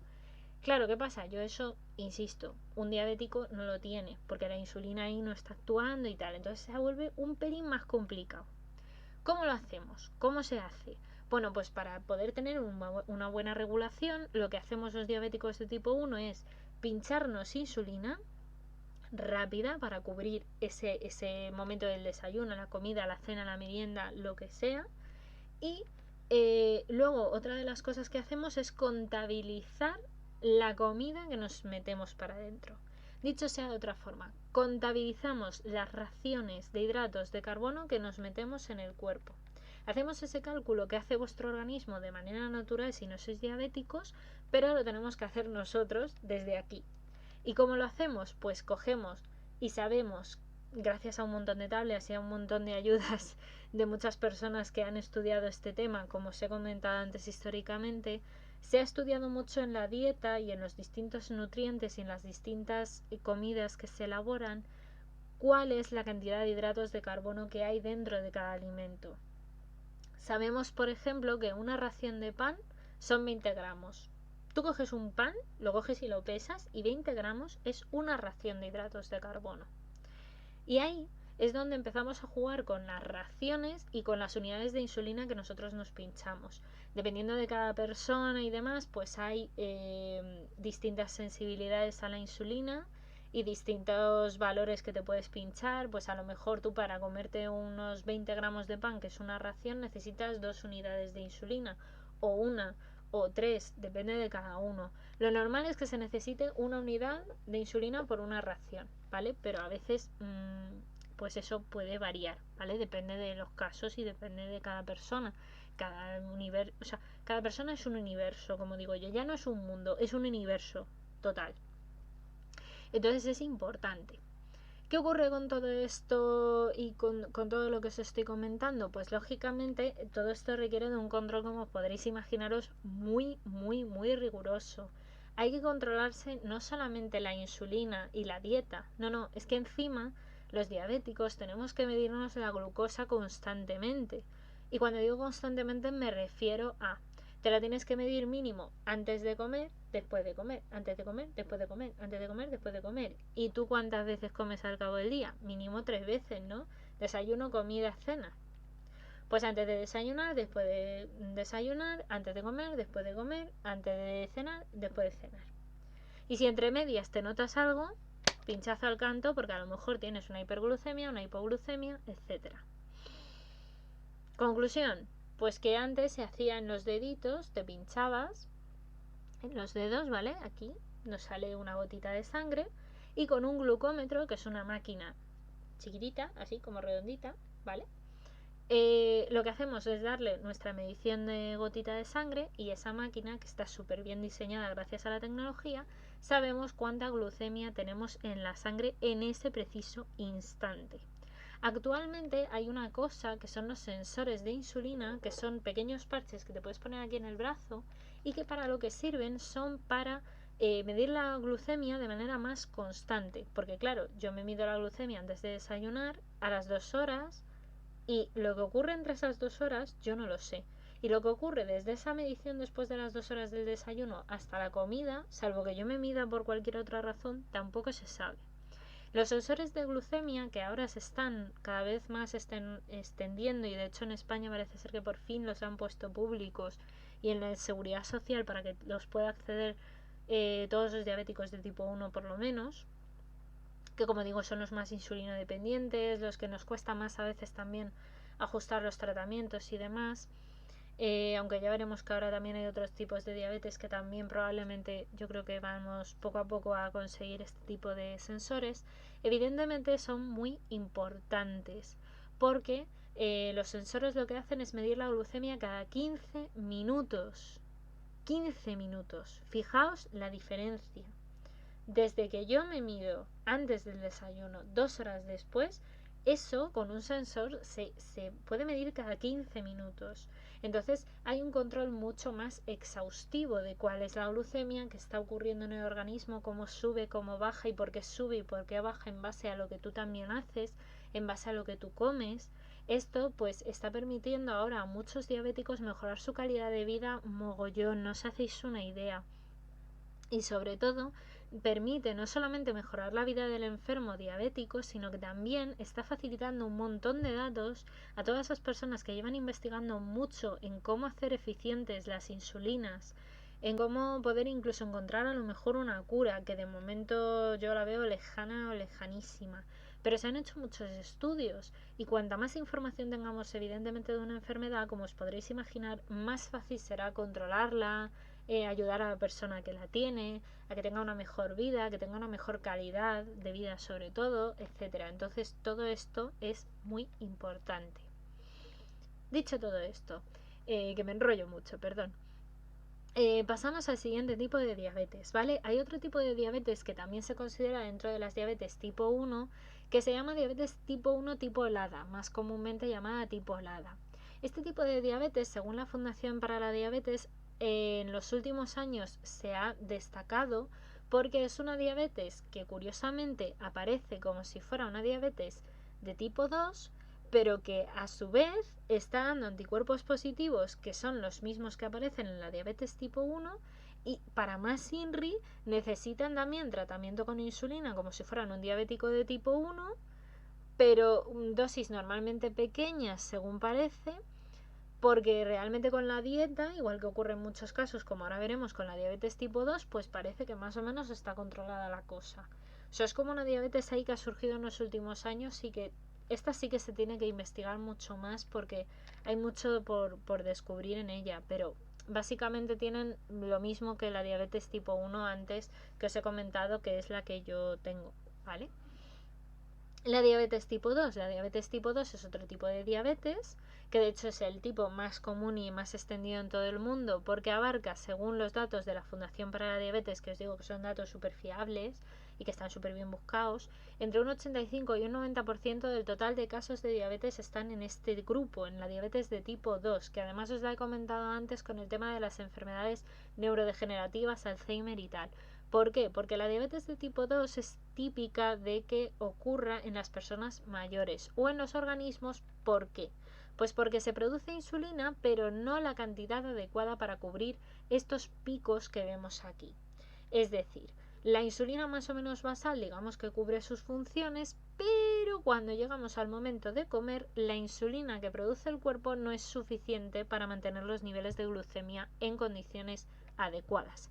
Y por eso muchas de las personas mayores, que normalmente se produce pues por un desgaste propio del cuerpo, pues generan este tipo de diabetes. Y por eso necesitan la pastillita del azúcar, como dicen los abuelillos. Al principio los pacientes dependiendo de cómo lo tengan, pues muchas veces pues pueden perfectamente tratarlo solamente con dieta, a veces es con dieta y como os digo con una pastilla para controlar esos niveles de glucemia y demás. Lo normal es que este tipo de personas solamente se les controle con dieta y con algún que otro control de la glucosa por respecto de la enfermera. Pero no, es raro, depende de los sitios, en general si se les intenta dar el glucómetro, lo que os he dicho antes para medirse la glucosa, ¿vale? Y suelen tener siempre un glucómetro, pero como es gente mayor y tal, pues la verdad es que es muy difícil que se suelen controlar muy bien esto.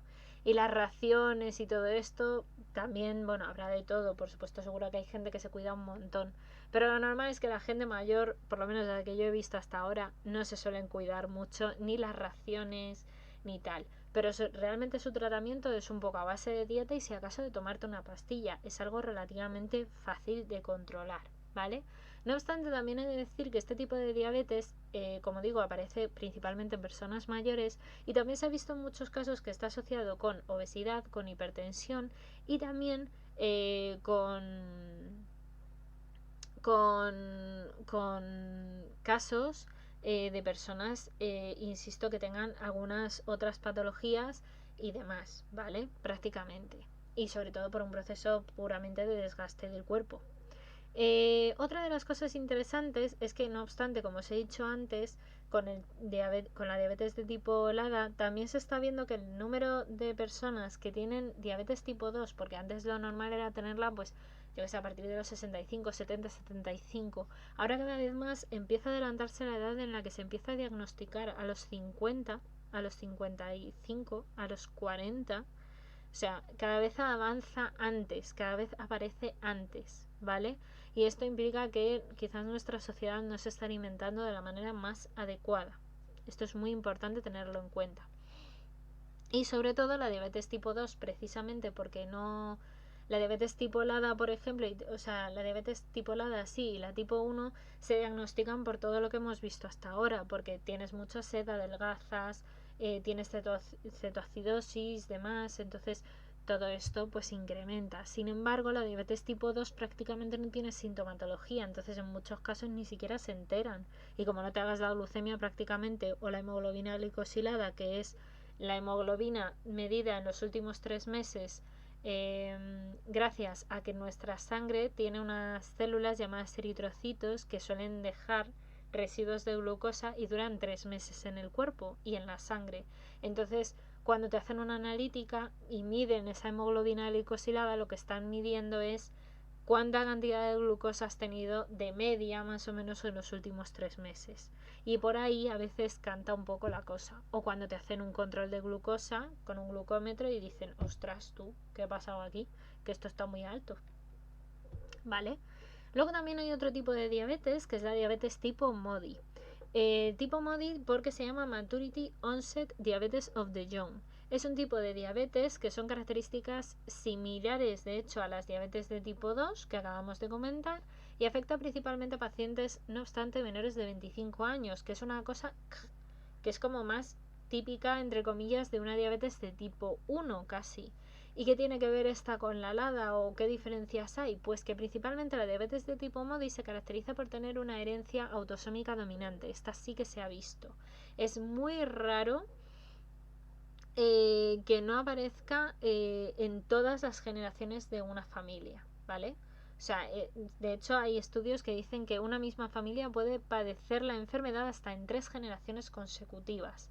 Curiosamente, la diabetes tipo 1 puede aparecer automáticamente sin que haya en principio precedentes, aunque parece ser que sí que hay un factor genético, y también puede ocurrir, y de hecho a mí mis profesores de genética me lo dijeron, eres la típica persona que tiene diabetes tipo 1. Tienes a varios abuelos que han tenido diabetes tipo 2 y luego ha habido un salto generacional de que toda la siguiente generación no lo tiene nadie y luego llegas tú y tienes diabetes tipo 1, que esto por lo visto ha ocurrido muchas veces. No obstante, como os digo, todo esto está muy en papel de investigación y demás porque, como os podréis imaginar, pues faltan estudios, faltan investigaciones, inversiones, etcétera, que evidentemente dificultan un poco todo el proceso. Pero bueno, básicamente que sepáis que sí que en este caso, por lo menos en la diabetes tipo MODY, hay una herencia autosómica dominante. Es decir, autosómica dominante quiere decirse que siempre se hereda en Tiki, tiki, tiki, tiki, generación aquí y generación aquí. Otra de las cosas interesantes es que se puede controlar, sin embargo, este tipo de diabetes, y por eso no es como la LADA, que se trata con insulina, como la diabetes tipo 1. En este caso no es necesario el tratamiento con insulina normalmente, al menos en los 5 años primeros del tratamiento. Y sobre todo si tú te controlas, pues no te tiene por qué hacer falta. Se conocen al menos hasta 13 genes implicados en este tipo de diabetes MODY, que son un poco factores de transcripción del desarrollo embrionario principalmente, y según el gen que está más implicado, pues hay distintos tipos de diabetes, o mejor dicho, de distintos tipos o subtipos, mejor dicho, dentro de la diabetes MODY. Y esto nos lleva, por tanto, a hablar de la diabetes MODY como una diabetes que tiene una forma monogénica donde un solo gen en cada subtipo, ¿vale? O mejor, sí, bueno, un solo gen con distintas mutaciones va a dar distintos subtipos y se caracteriza sobre todo por una transmisión, como digo, autosómica dominante. Y se asocia sobre todo pues a esos genes que afectan a esas células beta del páncreas, que implican por tanto una desregulación en la secreción de insulina. La diabetes tipo MODY es una diabetes también menos frecuente que la tipo 2, bastante menos, ya que solo se presenta entre un 2 y un 5% del total de los casos de diabetes. Hay una proporción muy pequeña. Y de hecho, dentro de las MODY, las más características o las más típicas son la tipo 2, MODY 2, que es entre un 8 y un 63% de los casos, y la MODY 3, que tiene entre un 21 y un 64% de los casos. Vamos a irlas viendo cada una de ellas para que veáis cuántos subtipos hay. Concretamente hay hasta 6, ¿vale? En concreto, la MODY 1, ¿vale? La diabetes MODY subtipo 1. Debido a mutaciones concretamente del gen HNF4A, que es un factor de transcripción, ¿vale? Uno de los muchos reguladores que tenemos dentro de nuestros genes, regula y activa a otro que es un amigo suyo que se llama HNF1A. Y por eso presenta muchas características que se asemejan a la que veremos ahora después, que es la diabetes MODY subtipo 3. En este caso hay un deterioro progresivo de la tolerancia a la glucosa porque se están afectando, entre otras cosas, las células beta pancreáticas, pero también las células alfa, que son las productoras del glucagón, que ya hemos hablado de él. Entonces, en estos enfermos normalmente pues disminuyen estas dos concentraciones y por tanto necesitarán tratamiento de insulina probablemente con el tiempo, bien vía oral, bien vía pinchada, dependiendo de cada tratamiento de cada persona, etc. En el caso de tipo de la diabetes MODY subtipo 2, vemos que el defecto es un factor de transcripción,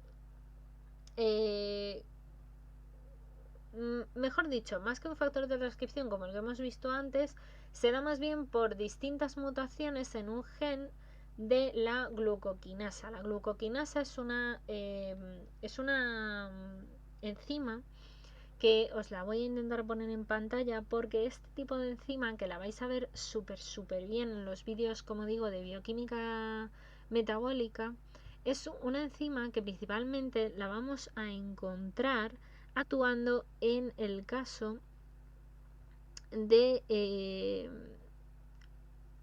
la primera parte de las biosíntesis, o mejor dicho, de las rutas de tipo metabólicas, que os la voy a poner en grande para que lo veáis bien aquí. ¡Pam! ¿Veis? Aquí, exoquinasa o glucoquinasa. ¿Veis que esto es la glucosa? ¿Vale? Se llama de glucosa por la conformación que tiene a nivel metabólico, o sea, a nivel estructural. ¿Vale? Pero esto es glucosa. La glucosa, la que hemos visto aquí. Glucosa, ¿vale? La glucosa lo que hace en las células es entrar con la glucoquinasa que estáis viendo aquí, ¿vale? La glucoquinasa es esa enzima que la va a empezar a romper para empezar a producir este proceso que se llama la glucólisis. Es lo primero que aparece en la glucólisis, ¿vale? Entonces es súper importante esta enzima. Y esta enzima es precisamente la que parece ser que tiene distintas mutaciones en sus genes, ¿vale? Y hace que pues claro, el tratamiento sea un poco distinto en esta diabetes porque presenta una secreción de insulina en respuesta a esa glucosa, pero como esta enzima pues funciona un poco mal, lo hace retardadamente, lo hace un poco como a ralentí, es decir, ralentí, más despacio de lo que debe, ¿vale? Entonces de aquí viene este tipo de diabetes. La diabetes de Modi tipo 3 es debida a mutaciones en ese gen que comentábamos antes, el HNF1A, que es un tipo de factor de transcripción, ¿vale? Que regula y expresa en el páncreas, entre otras cosas, también o en el hígado y en el riñón, todo el tema de que haya insulina, y interviene sobre todo también en el desarrollo embrionario, como hemos visto antes, y también en el otro factor de transcripción que hemos mencionado en el caso de la diabetes Modi tipo 1, o subtipo 1 mejor dicho, que es la HNF4A. Total, que los afectados de este tipo de diabetes subtipo MODI 3 se encuentran afectados porque su glucemia normalmente está normal hasta los 10 años, pero de pronto a partir de ahí empiezan a tener una tolerancia de glucosa muy en deterioro continua y de hecho normalmente, aunque tienen tratamientos con insulina, con dietas o incluso con algunos diabéticos orales, este tipo es el más frecuente en la población adulta que se acaba encontrando. Y que como digo, pues si se controlan todos bien, pues maravilloso, pero si no, pues ahí hay problemillas. La glucoquinasa, por cierto, no lo he comentado, pero la glucoquinasa sobre todo, aparte de todo lo que he comentado que es súper importante, lo más importante de ella dentro de la diabetes Modi subtipo 3 es que se presenta una concentración de glucosa normalmente en ayuno que prácticamente no cambia con la edad, curiosamente, igual que sí que cambia en el resto del día, pero en la diabetes de tipo Modi 3, ¿vale?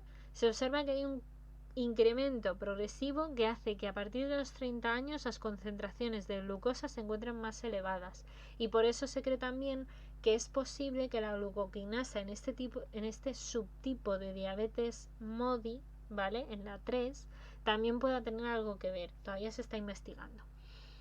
Luego tenemos la diabetes de tipo Modi, ¿vale? Subtipo concretamente 4 ya, causada por mutaciones en un gen que se llama el IPF1, implicado en el desarrollo pancreático y en la regulación de la expresión del gen de la insulina, y también en ese receptor, en esa antenita que decíamos que se llamaba el GLUT2, ¿os acordáis de él? GLUT2 era el receptor que estaba en los isótopos de Langerhans y que decía, ¡ostras, que viene glucosa! Ese, bien. Y la glucoquinasa que acabamos de comentar. Si las mutaciones están normalmente porque papá y mamá lo tienen, pues entonces hay más probabilidades evidentemente de que tú lo tengas. El tratamiento con insulina no se da en todos los casos. Se estima que hay un 30% de los casos que lo pueden llegar a necesitar. Pero insisto, normalmente este tipo de diabetes parece que con dieta, con un control, con ejercicio y con otras cosas se puede controlar. Así que no es lo peor, ¿vale? Vamos a intentar quedarnos con las cosas buenas. La diabetes Modi de subtipo 5 es debida a mutaciones en otro gen que es el HNF1 beta y es un factor de transcripción igual que en los casos anteriores, y las características clínicas de este tipo de diabetes son muy variables y dependen sobre todo muchísimo de la familia, pero se presentan normalmente asociadas a otros problemas y de hecho se cree que viene más por eso que por otra cosa, y son los quistes renales y también la digenesia biliar o la agenesia gonadal, es decir, que puede venir con otros problemas, digamos que te acaba dando diabetes, pero porque digamos que hay otro tipo de factores dañados ahí, ¿vale?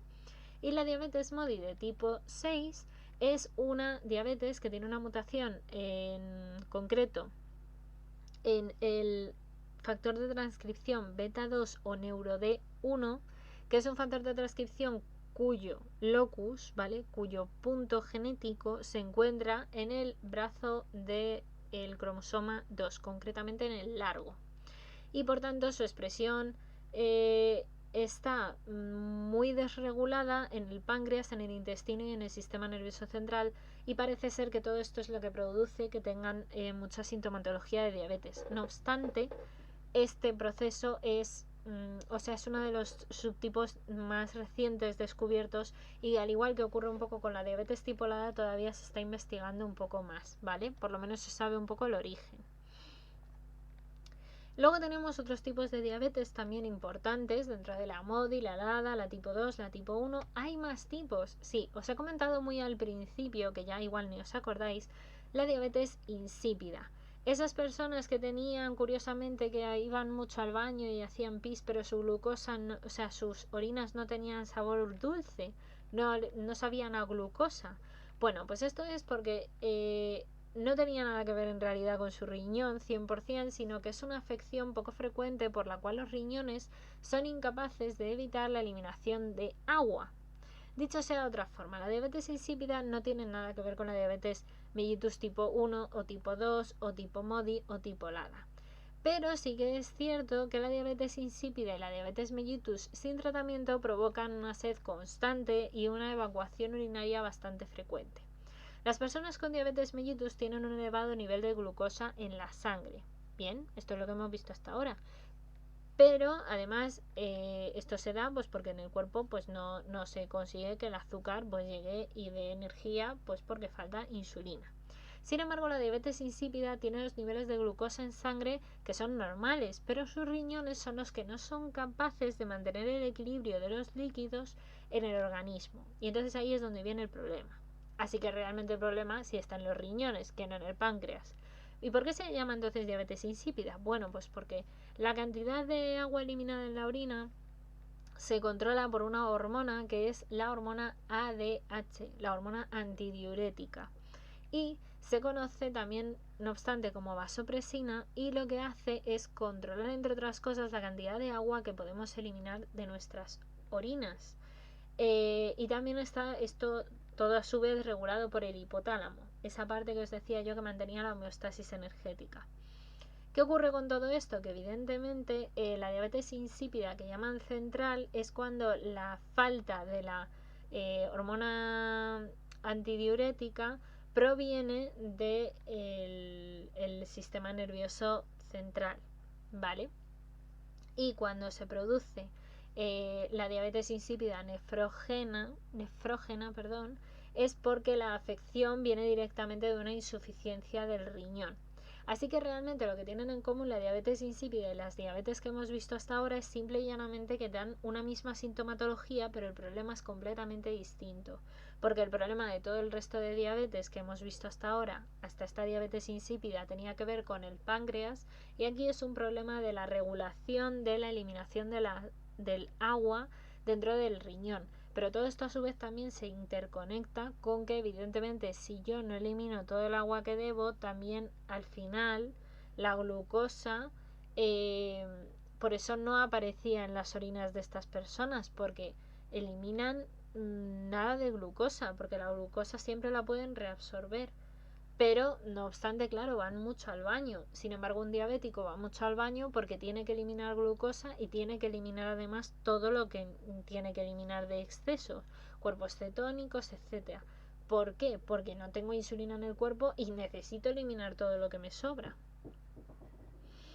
Entonces, de ahí la historia, ¿vale? Simplemente para que la tengáis en cuenta, porque claro, es diabetes insípida y diréis, oye, pues os la quería comentar como un tipo de diabetes, pero que sepáis que tiene un origen, como veis, muy distinto. Retomamos un poco el tema de las diabetes que sí que tienen que ver con el páncreas, y esto ocurre en las diabetes gestacionales, que quizás os suenen porque durante el embarazo muchas mujeres pueden tener problemas con los cambios hormonales propios de estar embarazada básicamente, y una de las cosas que puede ocurrir es que haya una ligera resistencia a la insulina, un pequeño bloqueo de la función de la insulina. Y cuando esto sucede, los niveles de glucosa lo que hacen es que se incrementan en la sangre de la mamá embarazada, y entonces puede presentarse una etapa del embarazo en el que necesiten, de hecho se estima que hay un 5% de las mujeres embarazadas que necesitan un poquito de insulina, un poquito de a lo mejor algún tipo de control en la dieta o incluso algún diabético oral para controlar esos niveles de glucemia, ¿vale? Normalmente cuando ha habido antecedentes de diabetes tipo 2 y demás, o pues si tienes algún familiar de diabetes tipo 1 y demás, pues también parece ser que tiene bastante que ver. No obstante, también es importante dentro de esta diabetes muchas cosas. Una de ellas es que evidentemente la diabetes de tipo 2 en el futuro se ha visto que tiene mucha interrelación con que tú hayas tenido una diabetes gestacional durante el embarazo de uno de tus hijos. Entonces hay que tener cuidadito. Si habéis tenido diabetes gestacional, no os obsesionéis, pero sabed que podéis tener más probabilidades o es un factor de riesgo el poder tener o desarrollar diabetes tipo 2. Los investigadores aún no saben por qué muchas mujeres contraen no obstante la diabetes gestacional y otras no. No hay una explicación 100%. El exceso del peso, es decir, que tú estés un poco más gordita en el embarazo, pues puede ayudar, por supuesto, como decíamos, como ocurre con la diabetes tipo 2. Y aunque normalmente diversas hormonas trabajan para mantener los niveles de glucosa, como os he dicho, bajo control, es verdad que durante el embarazo hay tanto follón hormonal que puede ser que en medio de ese follón hormonal pues se descontrole un poco la cosa. Factores de riesgo que sí que parece que se han visto que tienen interrelación con tener diabetes gestacional, pues tener sobrepeso u obesidad, falta de actividad física, es decir, ser sedentario, diabetes gestacional previa o prediabetes en algún momento de tu vida, síndrome de ovario poliquístico, que también tiene mucha relación. Ovario poliquístico es un ovario que genera quistes, ¿vale? Que no produce reglas, sino que genera quistes en los óvulos que no terminan de romperse y por tanto de salir en cada menstruación si no han sido fecundados, sino que se quedan ahí enquistados, ¿vale? Provocando un quiste. Y son bastante dolorosos, por cierto. Diabetes en un familiar inmediato, por ejemplo, un parto previo de un bebé con un peso de más de 9 libras o 4,1 kilos. O sea, si tienes un bebé que está súper obeso, porque 4,1 kilos es un niño que va a las prisas, pues eso. También se han hecho estudios de raza y las mujeres negras, hispanas, indígenas, estadounidenses y asiático-estadounidenses parece ser que también tienen un pequeño factor más de riesgo de desarrollar diabetes gestacional. Otra de las cosas que puede ocurrir dentro de esta diabetes gestacional es que hay pequeñas complicaciones, ¿vale? No quiero asustar a ninguna embarazada, pero si no se controla la diabetes en ningún caso, y sobre todo cuando estás embarazada, insisto, como hay muchos otros factores, sí que es verdad que cuanto más te suba el azúcar va a ser malo para ti y para el bebé. Pero es que también si te da una hipoglucemia también es un problema y de hecho hay muchas más mayores probabilidades de que si tienes una hiperglucemia tengas un parto prematuro o tengas incluso que tener una cesárea, y si tienes una hipoglucemia, imagínate justo antes o justo cuando estás teniendo el parto, pues puedes perfectamente quedarte inconsciente y no es nada divertido. Tú en ese momento tienes que estar ahí a full para tener a tu bebé. Y tu bebé te necesita a ti y tú a él. Así que, por favor, personas que tengáis diabetes gestacional, cuidaros. Por vosotras y por vuestros bebés. Y por todo el neurodesarrollo y desarrollo que hay ahí dentro de vuestro cuerpo. Complicaciones también que pueden afectar al bebé, para que lo tengáis en cuenta. Sobrepeso al nacer. Porque claro, yo estoy ahí con la glucosa para arriba para abajo, estoy con hiperglucemias. El bebé, ¿qué pasa? Que tiene luego sobrepeso. Nacimiento temprano prematuro, como os he dicho, dificultades respiratorias graves, que se han visto que en muchos bebés que nacen prematuramente, pues claro, la dificultad respiratoria existe, así que hay que intentar dejar al bebé dentro todo el tiempo que tiene que estar. Bajos niveles de glucosa en sangre o hipoglucemias en las madres también pueden producir hipoglucemias en el bebé, ¿vale? Y eso puede ser importante porque él se está desarrollando. Ojo. La obesidad y la diabetes tipo 2, que evidentemente tienen factores de riesgo, ¿vale? Como he dicho antes, la obesidad es un factor de riesgo para diabetes tipo 2, también para la diabetes gestacional, y qué casualidad que mucha gente es obesa, tiene diabetes gestacional y luego acaba desarrollando diabetes tipo 2, pues todo estará conectado y hay que tener más cuidado con lo que uno come. Y muerte fetal intrauterina ocurre en algunas diabetes gestacionales sin tratar, que pueden provocar la muerte del bebé antes o poco después del nacimiento, ¿vale? Así que por favor, ir a todas las revisiones médicas y cuidaros un montón, que yo creo que a día de hoy esto ya no es ni planteable. Complicaciones que pueden también afectar a la mamá. Bueno, pues la presión arterial se puede subir, pueden tener un parto quirúrgico por cesárea debido a estas hiperglucemias, pueden desarrollar diabetes, como digo, tipo 2 en el futuro porque ya tengan un antecedente previo y demás, ¿vale? Dicho todo esto, cuestiones feas, entre comillas, o problemas que ocurren en muchos casos con la diabetes. La diabetes, entre otras muchas cosas, lo que hace es aumentar el riesgo de muchos problemas de salud, ¿vale? Es como un factor de riesgo más para muchas cosas, entre otras, pues por ejemplo, enfermedades cardiovasculares como la hipertensión, la hipercolesterolemia, las hiperglucemias también aumentan el riesgo, entre otras cosas, de que haya implicaciones o complicaciones con las anginas de pecho, infartos de miocardio, derrames cerebrales, enfermedades arteriales o ictus, insuficiencias cardíacas y demás. Entonces, de hecho, 2 de cada 3 personas con diabetes mueren por un infarto o de un derrame cerebral, así que no es poco. Las enfermedades renales también son un factor de riesgo por todo lo que hemos comentado, toda la interrelación de diabetes con el riñón, súper importante, porque el riñón es uno de los órganos que se ve afectado por la diabetes. Tenemos tanto exceso de glucosa que al final la eliminamos por el riñón, pero eso no es lo normal. El riñón nunca elimina glucosa, la reabsorbe.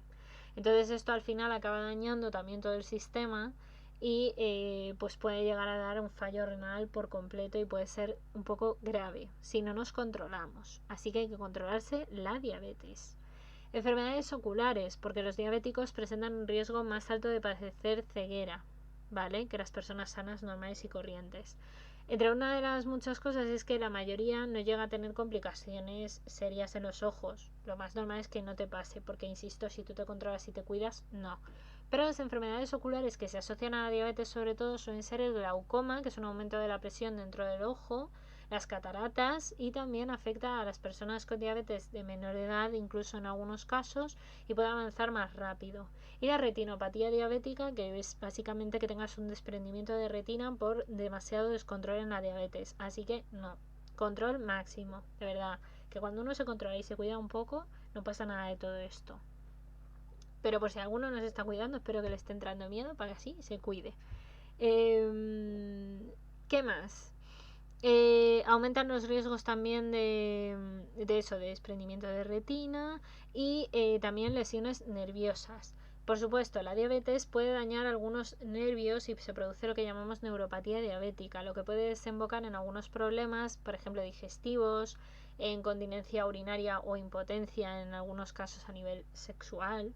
Aunque las áreas afectadas con más frecuencia son las extremidades, especialmente los pies, ¿vale? La neuropatía llamada periférica o diabética, y este puede generar a veces dolor, hormigueo o pérdida incluso de la sensibilidad.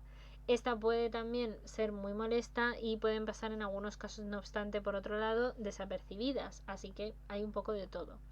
La mitad de las personas normalmente tienen también en muchos casos de este daño neurológico. Hay otra cosa también asociada y es el pie diabético, que es que cuando tú no estás recibiendo bien la circulación de la sangre, especialmente hacia los pies o tal, suele concentrarse, como digo, en las extremidades inferiores, es más común que puedas llegar a desarrollar lo que llaman el pie diabético, y al final una de las muchas cosas que se pueden provocar es que tengas un efecto de gota, y entonces lo que se produce es una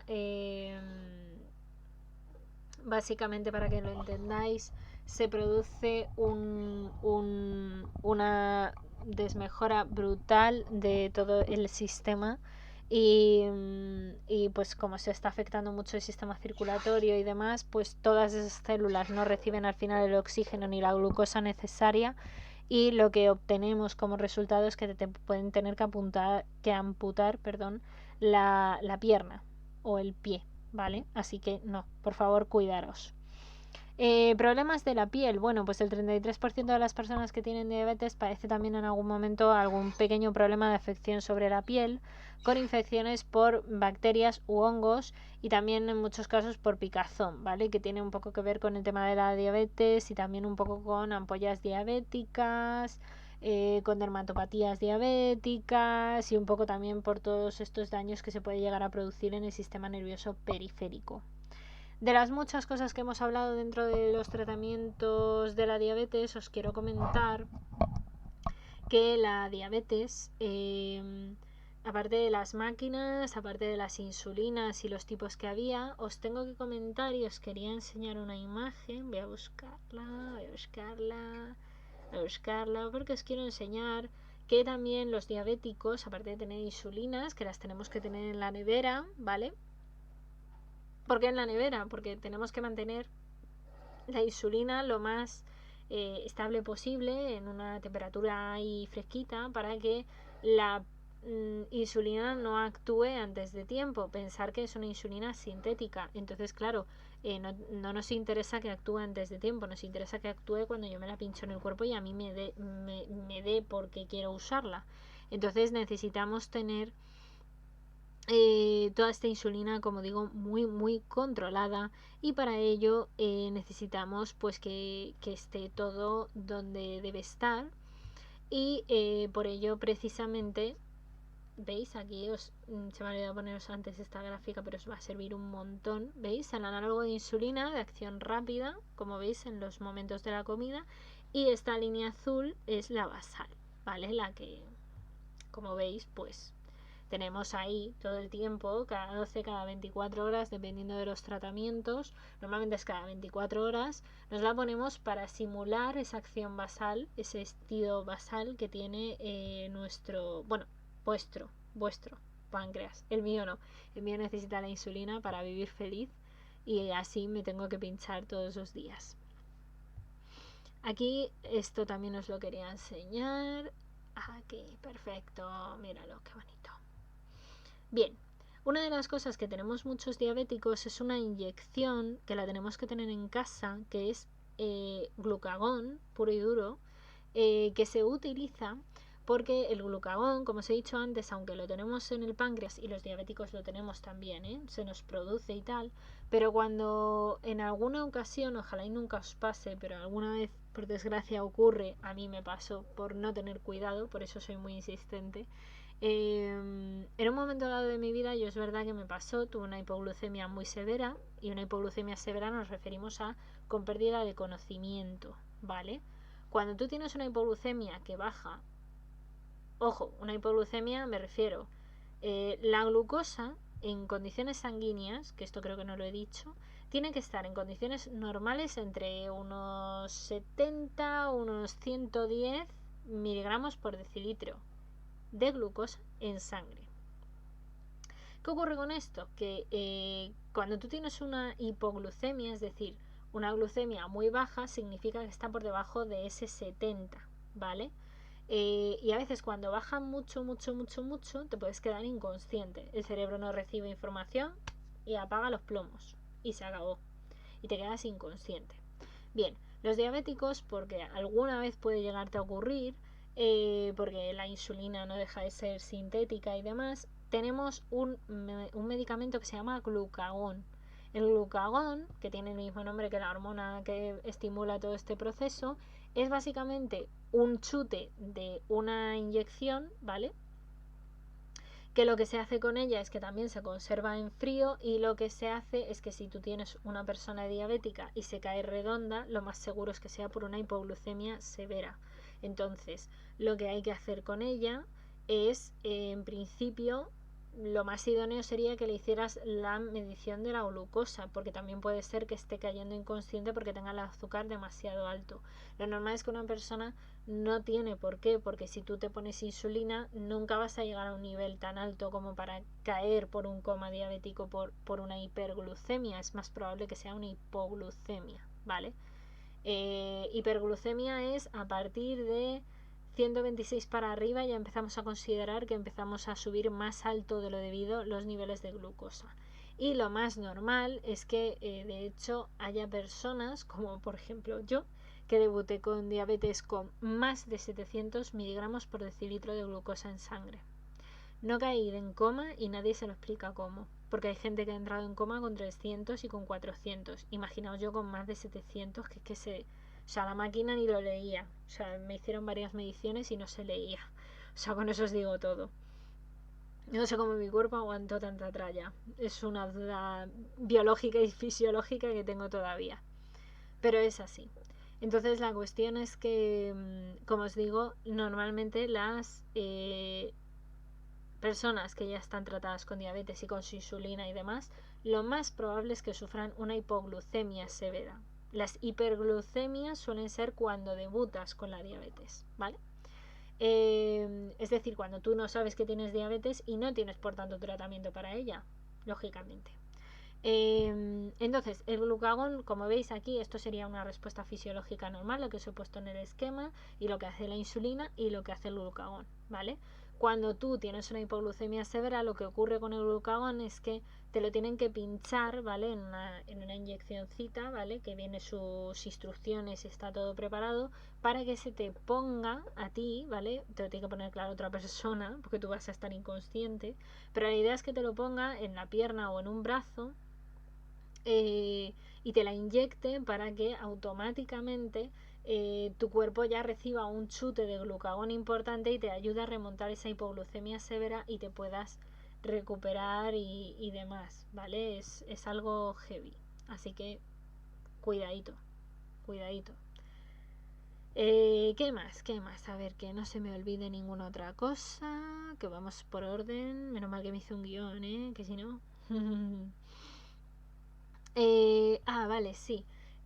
Normalmente las insulinas, como os he comentado antes, están hechas con ingeniería genética y son sintéticas, lógicamente. Entonces, por eso comentaba que pueden venir de diferentes fuentes animales. Lo más normal ahora yo creo que es que se produzca a partir de bacterias y de Caenorhabditis elegans. Es lo más estandarizado últimamente, sobre todo para los diabetes de tipo 1.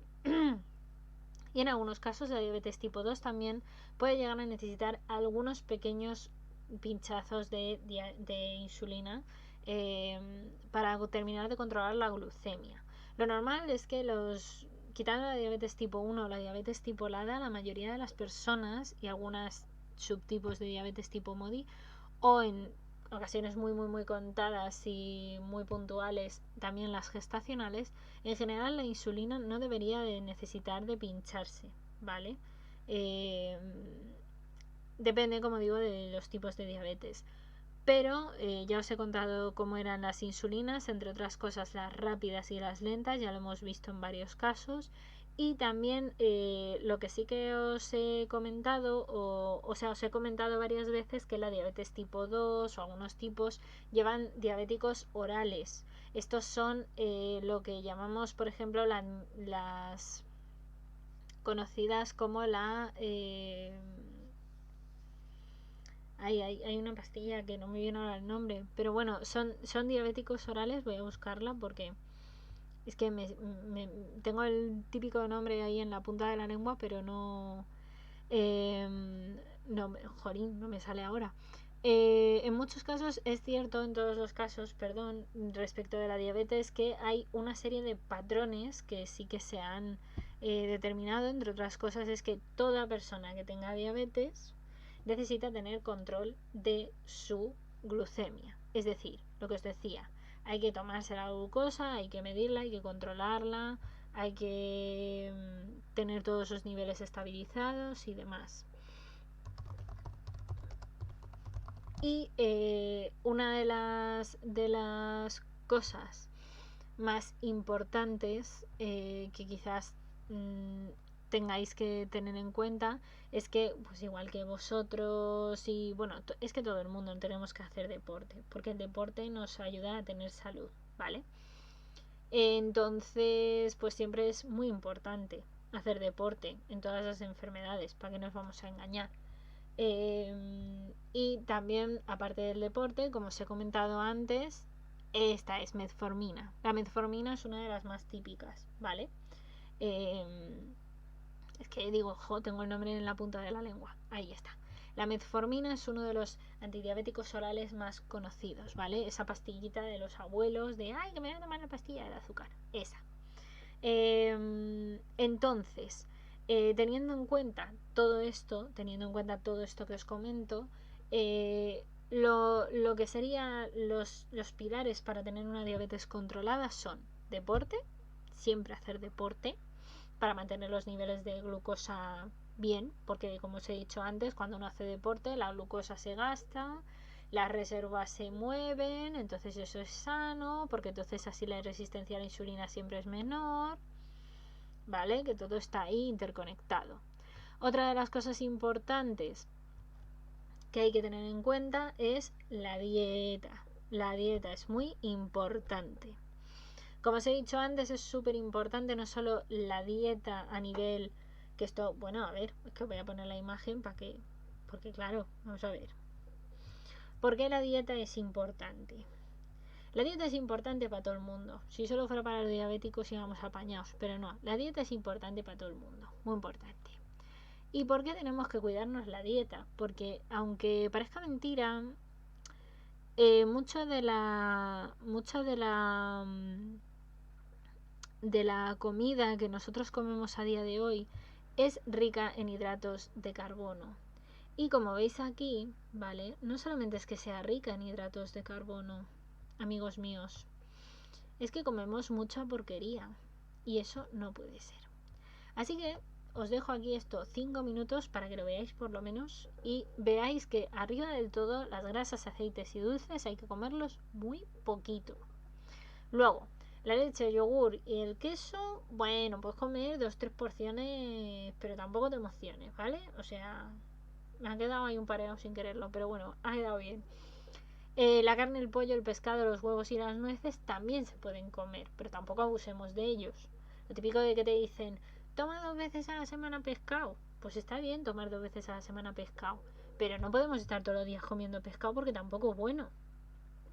Que los almacenes vale, por ejemplo, para el omega 3 pues viene muy bien comer, por ejemplo, pescado azul, pero por ejemplo también se ha visto que en muchos pescados hay unas cantidades de mercurio importantes.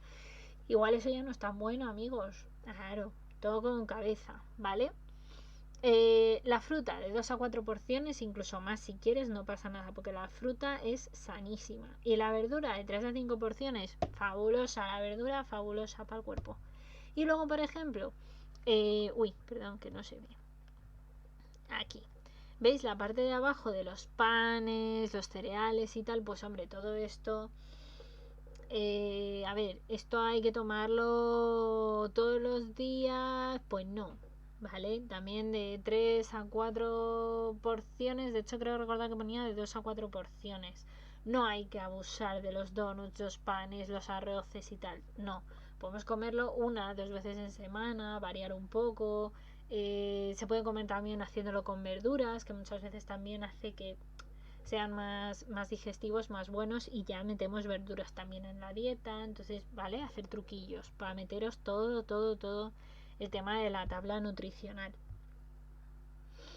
Y otra de las cosas que os quería comentar importante es que probablemente os va a surgir la duda de cómo haces que una insulina lenta sea lenta, qué es lo que hacía que se retrasara, ¿vale? Pues una de las cosas que hace que puedan absorberse de manera un poco más lenta es gracias a la protamina y al zinc, que les suelen introducir a este tipo de insulinas para que tarden un poquito más y tengan una acción por tanto un poco más duradera y más lenta, ¿vale? Luego, por otro lado, también os diré que las unidades de insulina dependen de cada persona, depende de cuánto comas y depende de un montón de cosas, ¿vale? Entonces esa parte pues puede variar mucho. Podéis hablar con cualquier diabético y os contará cada uno una cosa distinta. Y también os quería contar que se hizo un experimento que luego no ha tenido éxito, pero bueno, para que veáis que esto es un continuo aprendizaje y una continua historia, igual que os he comentado que existía el caso del sensor, ¿no? El sensor de medición de la glucosa. También se han hecho estudios en enero de 2006, de hecho se llegó a aprobar incluso por la Comisión Europea la primera versión de una insulina inhalada, ¿vale? Que fuera a través de la nariz, básicamente.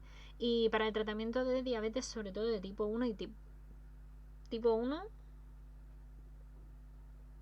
Ay, vale, sí, perdón. Diabetes tipo 1 y tipo 2. Entonces, en este caso se trataba de la primera opción terapéutica que se daba inhalada y no inyectable de insulina. Entonces, esto que supuso que se planteó una alternativa a estos pacientes que pues tienen, por ejemplo, fobia a las agujas y demás, o que no toleran muy bien el tema también de las pastillas, entre otras cosas. Entonces, creyeron que esta era una muy buena opción. También es verdad que no se consideró por algunos tan eficaz como la tradicional, es decir, la vía subcutánea de me pincho o tal. Entonces, esta técnica se intentó utilizar, pero se empezó a encontrar un pequeño problema, y es que no se sabía la cantidad exacta que se absorbía de la insulina que se estaba inhalando. Entonces, este tipo de insulina podría mejorar la calidad de vida del paciente diabético porque disminuye las inyecciones, el método invasivo y tal que hay actualmente, pero no está recomendada, por ejemplo, o no estaba recomendada en niños y en ancianos porque, claro, había más riesgos. Y también no tenía mucho éxito porque parece ser que no excluiría del todo las inyecciones de los diabéticos insulinodependientes o de tipo 1, que deberían seguir inyectándose determinadas unidades de insulina, aunque no fueran todas, porque algunas iban inhaladas. Entonces, bueno, al final todo esto hizo que en octubre de 2007, apenas en unos meses de haber comenzado su comercialización en España, Pfizer, que fue el laboratorio que lo hizo, responsable de Exubera, que fue la insulina que sacaron inhalada, insisto, pero que el laboratorio principal era Pfizer, decidió que este tipo de insulina, Exubera, fuera retirada del mercado porque vieron que no tenía ni los efectos esperados ni estaba siendo comercialmente un éxito, que era lo que querían como buen laboratorio. Pero sí que ha habido también muchos estudios con células madre y la verdad es que hay bastante por hacer o por ver. En cualquier caso, y después de todo esto que hemos ido comentando y viendo, os quiero comentar que una de las cosas que yo creo que es más importante o que habría que decirle a casi todo el mundo que conozca a alguien que tenga diabetes es que tenéis que ser personas muy tranquilas. Me explico. Cuando tú estás con alguien con diabetes, el que más controla al final siempre es el diabético, normalmente. Hay diabéticos que no se cuidan, pero en general la mayoría de los diabéticos yo creo que sí que se cuidan. Y si un diabético es amigo vuestro, es vuestra pareja, es vuestro hijo, el que sea, bueno, si es vuestro hijo probablemente habéis tenido que aprender vosotros todo esto y mucho más para poder ayudarle. Pero si vosotros sois personas que estáis con una persona con diabetes, lo más importante es que si esa persona con diabetes veis que controla su enfermedad y por supuesto está bien y tal, si en un momento dado tiene una hipoglucemia, lo más probable es que empiece a sudar frío, empieza a moversele los ojos a lo mejor un poco como más nervioso, puede empezar a tener temblor, ¿vale? Como si fueras una persona así muy mayor, pero tienes temblores, empiezas a estar más lento de procesamiento mental, porque como os decía antes, la glucosa falta en el cerebro. Todas estas cosas ocurren cuando uno tiene una hipoglucemia. Mucha gente, de hecho, que no es diabética también tiene hipoglucemias y le pasa esto. Pero además el diabético tiene cierta tendencia a sufrirlo más todavía o más comúnmente de lo normal. Entonces se sufre, ¿vale? Se sufre. No, es un sufrimiento horrible, pero se pasa un poco mal. Y la gente que está a tu alrededor se lo pasa mal también. Yo he tenido amigos que por desgracia me han tenido que ver con una hipoglucemia y les he visto un poco asustados. Entonces hay que tener mucho cuidado. Yo creo que quien tiene al final más control de la enfermedad siempre es el diabético, pero insisto, hay que tener los de alrededor también esta conciencia de saber que vamos con una persona que a lo mejor en determinados momentos un diabético necesita decir, necesito parar y hacerme la glucemia y ver qué tengo y tal. Y los que van con él tienen que ser comprensivos en este sentido, porque es mejor a lo mejor parar y que tenga que comer y parar 5 minutos de hacer una caminata tremenda, para darle ese tiempo a que su azúcar se recupere, a que a lo mejor no tengáis empatía ninguna y digáis que seguís andando y esa persona puede llegar a desmayarse, puede llegar a ser algo grave, y no queremos ninguno de eso. Otra de las cosas que yo me he encontrado siendo diabética es que hay mucha gente que te mira muy mal por pincharte. Yo al principio me iba a los baños a pincharme como si fuera un delito, o yo qué sé, no sé qué estaba haciendo mal, y con los años he aprendido a pincharme en público, y cada vez más. y gracias a Dios he tenido también la suerte supina de que el 90 y muchos por ciento, por no decir casi el 100% de toda la gente que tengo a mi alrededor, yo lo he hecho tan normal que ellos ya también lo ven normal. Me ven sacando la insulina y pinchándome y me dicen, bueno, pues vale, y aquí está, pues nada, pues muy bien. Yo recuerdo perfectamente, de hecho, un día en la universidad, comiendo con mis amigos, que ya llevaban 2 o 3 años viéndome hacerlo todos los días, y de pronto llegar una chica y decir, ostras, te pinchas, es porque tienes diabetes. Y tú, sí, tengo diabetes, tal. Digo, ya como, ya lo normalizo todo. Después de tantos años y de tantos terapeutas. No, pero sí tuve una época de psicólogo porque, bueno, yo creo que como todas las enfermedades hay que aceptar lo que tienes, ¿vale?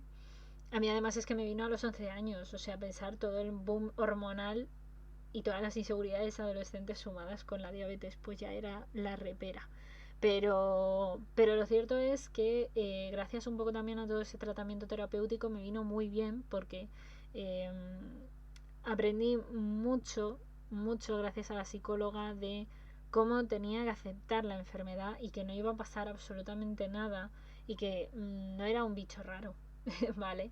Y eso es muy importante, no sentirte un bicho raro. Tienes una enfermedad, pero tienes su tratamiento y es una vida completamente normal, ¿vale? También para personas, si lo estáis viendo y es la primera vez que os están hablando de diabetes o tenéis a alguien con diabetes y no sabéis qué hacer o lo que sea, pues que no pasa nada, que es una enfermedad súper controlable. Si es eso, ejercicio, dieta, tus unidades de insulina y ya está. Y es fácil, no es tan difícil, ¿vale?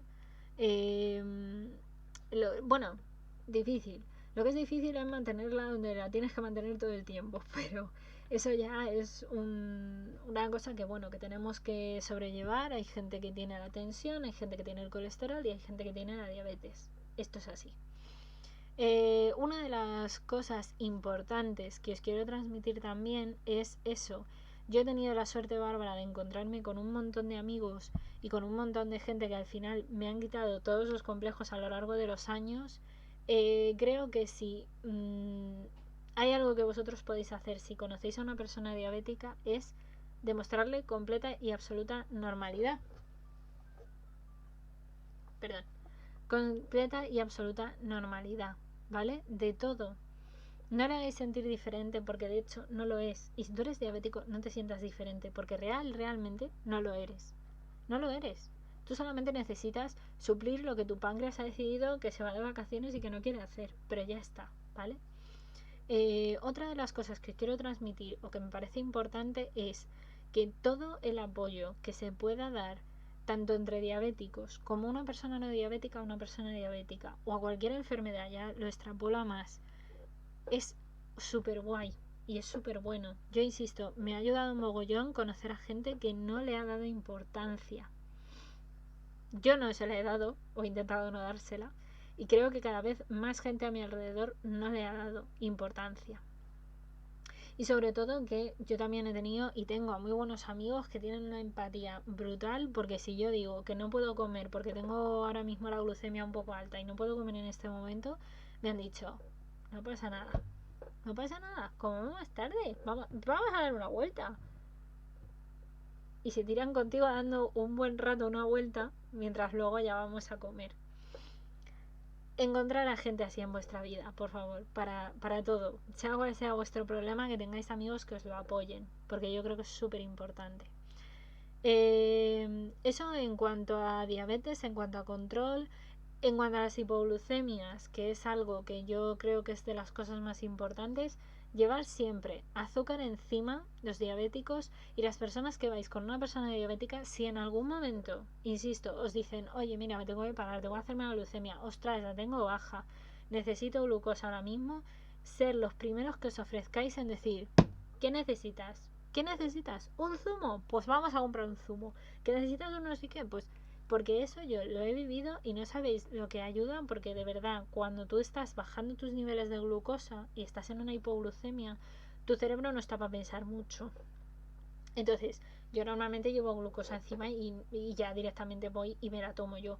Pero alguna vez he agradecido mogollón el decirle a mi pareja o a alguien a quien tuviera cerca, decirle, por favor, cómprame esto, o sea, vete y tal, porque es que yo no me puedo ya mover del asiento, o sea, ha sido pararme y ostras. Entonces, por favor, te lo pido, ve, o acompáñame un momento y me compro algo. Y de verdad, maravilla, maravilla. Encontrar a gente que te apoye, eso es súper importante. El apoyo en todas las cosas es súper bonito y súper importante. Como el vuestro en este canal. Muchas, muchas gracias. Y no sé, es que creo que ya os he dicho todo lo más importante. Miento, hay una cosa que quiero también que tengáis en cuenta. No la he dicho, pero es muy importante. Y es el tema de las zonas de pinchazo. Zonas de pinchazo y bombas de insulina. Hiper importante. A ver, vamos con las zonas de pinchazo. Las zonas de pinchazo, es que veis, me voy acordando de más cositas. Zonas de pinchazo. Las zonas de pinchazo son zonas importantes. Vámonos en grande para que la veáis bien.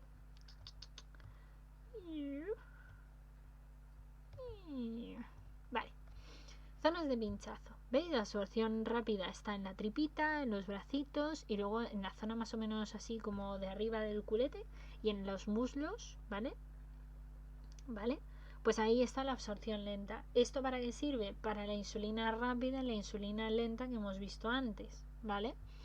Entonces, esto también os lo enseño para que, si sois diabéticos, pues ya sabéis las zonas, ¿vale? Para que no os asustéis, no pasa nada, hay que irlas rotando, ¿vale? Para que no os salgan problemas musculares, de que la zona no coja bien la insulina y no la absorba bien, etcétera.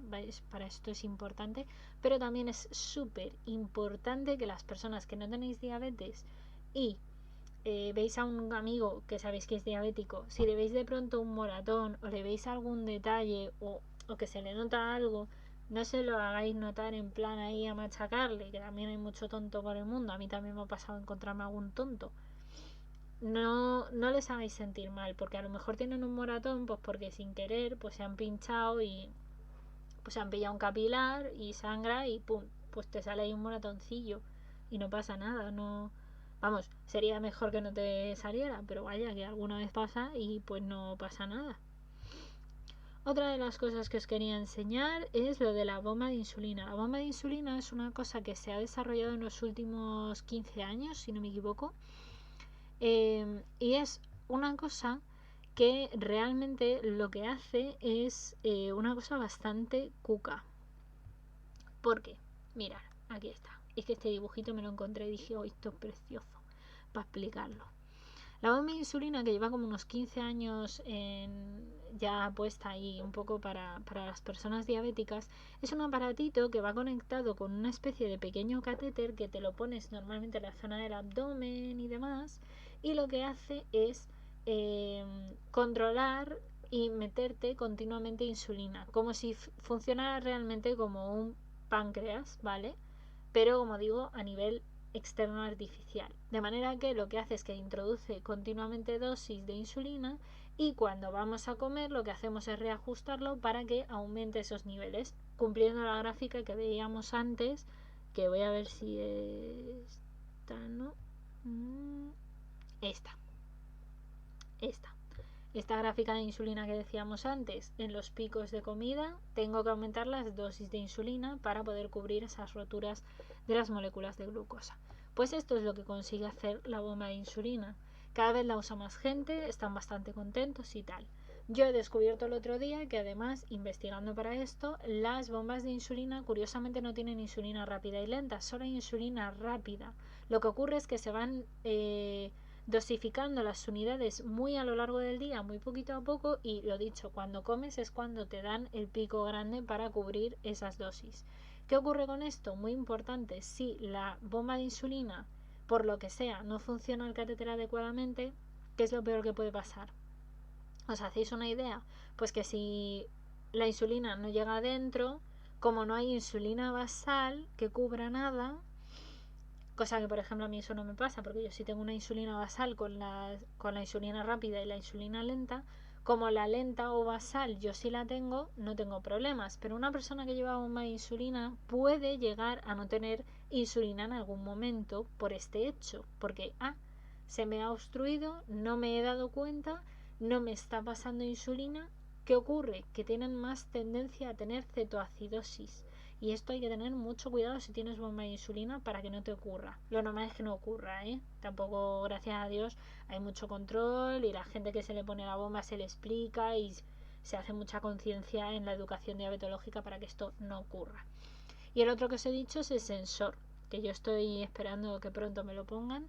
Un sensor o transmisor que nos mida la glucosa más continuamente, cada 15 minutos, como os he explicado, y esto permite tener mucha más información, por tanto mucho más control y mucho mejor cuidado de la enfermedad. Y ¿qué más os iba a comentar? Creo que había otra imagen que os quería enseñar también en este vídeo especial para vosotros. Aquí este, que es básicamente para que veáis como es, por ejemplo, un boli parecido a los que yo utilizo, ¿vale? Esto es la pluma de insulina, que tiene su etiqueta y tal. Esto que veis ahí, ese vial, es lo que lleva la insulina. Y las agujas son ajustables y es súper importante cambiarlas en cada pinchazo, ¿vale? Para que no haya infecciones, ni daños, ni historias raras. ¿Bien? Y os quería enseñar también otra imagen que encontré que creo que es bastante importante. Os estoy poniendo un montón de imágenes, perdonad, que es lo que tiene hacerlo con este nuevo sistema, pero bueno, como es un poco especial el vídeo, pues había que hacer cosas especiales. Y os quiero dejar sobre todo con este tipo de imagen, porque veis, tenemos muchos tipos de diabetes, como habéis visto. Probablemente hasta este vídeo no sabíais tanto de diabetes, espero en ese sentido haberos enseñado bastante si hay suerte. Y como esta muñequita, que estéis felices de haber aprendido todo lo posible. Dejo abiertos como siempre los comentarios, tenéis todas las redes sociales y más para preguntarme sobre diabetes. Y espero que gracias a los vídeos de bioquímica metabólica aprendáis también cómo es el proceso de manera normal de cómo la glucosa, como os digo, esta compañerita de aquí, se transforma en energía dentro de nuestro cuerpo. Dicho eso, os dejo por aquí, como veis, todas las redes sociales. Dejar abajo likes, comentarios, insisto, dudas, cosas que os surjan, cosas que queráis saber sobre la diabetes. Daros nuevamente las gracias enteras e infinitas por llegar ya a 300 suscriptores en el canal, que me parece una pasada. Sé que ahora sois un montón de seguidores también en las redes sociales. Llevamos por más de 2000 y pico en Twitter. Estamos en 250, si no recuerdo mal, en Instagram. Más de 450 seguidores en Facebook. Y en Twitch hay ya 11 seguidores también, para lo poco que lo he usado. Y pues simple y llanamente quería daros las gracias a todos por formar parte de la familia. Insisto, dejaros el like si os ha gustado, compartirlo si creéis que merece la pena que otra persona aprenda de diabetes, aunque sea un poco así en tema monográfico, pero yo creo que merece la pena que conozcamos un poquito más muchas enfermedades que oímos todos los días, que normalizamos mucho, pero que muchas veces no sabemos todo lo que implican, ¿vale? Así que lo dicho, muchas gracias por ver el vídeo. Ahí os dejo las redes sociales, os mando un abrazo y un beso enorme, y sobre todo, y lo más importante, que la ciencia y la fuerza os acompañe, y como siempre también, que esta pieza de Lego os haya servido para construir un poquito más el conocimiento que teníais o refrescar el que ya tuvierais. Y simple y llanamente, ya sabéis, nunca, nunca, nunca dejéis que la ciencia os deje de acompañar, porque a fin de cuentas, si hay algo que nos ha demostrado esta pandemia, es que sin la ciencia no hay futuro. Chaito.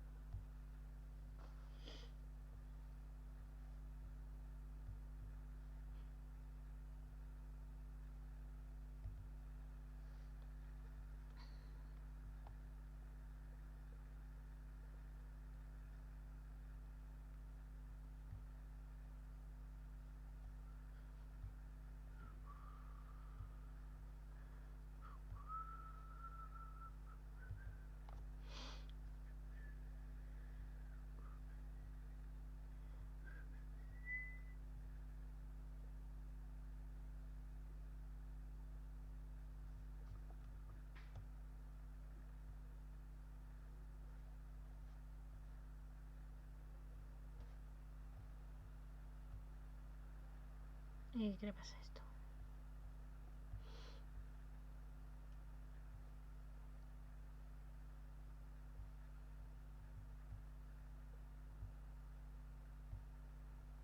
No me digas que llevo aquí 2 horas hablando y no se ha grabado.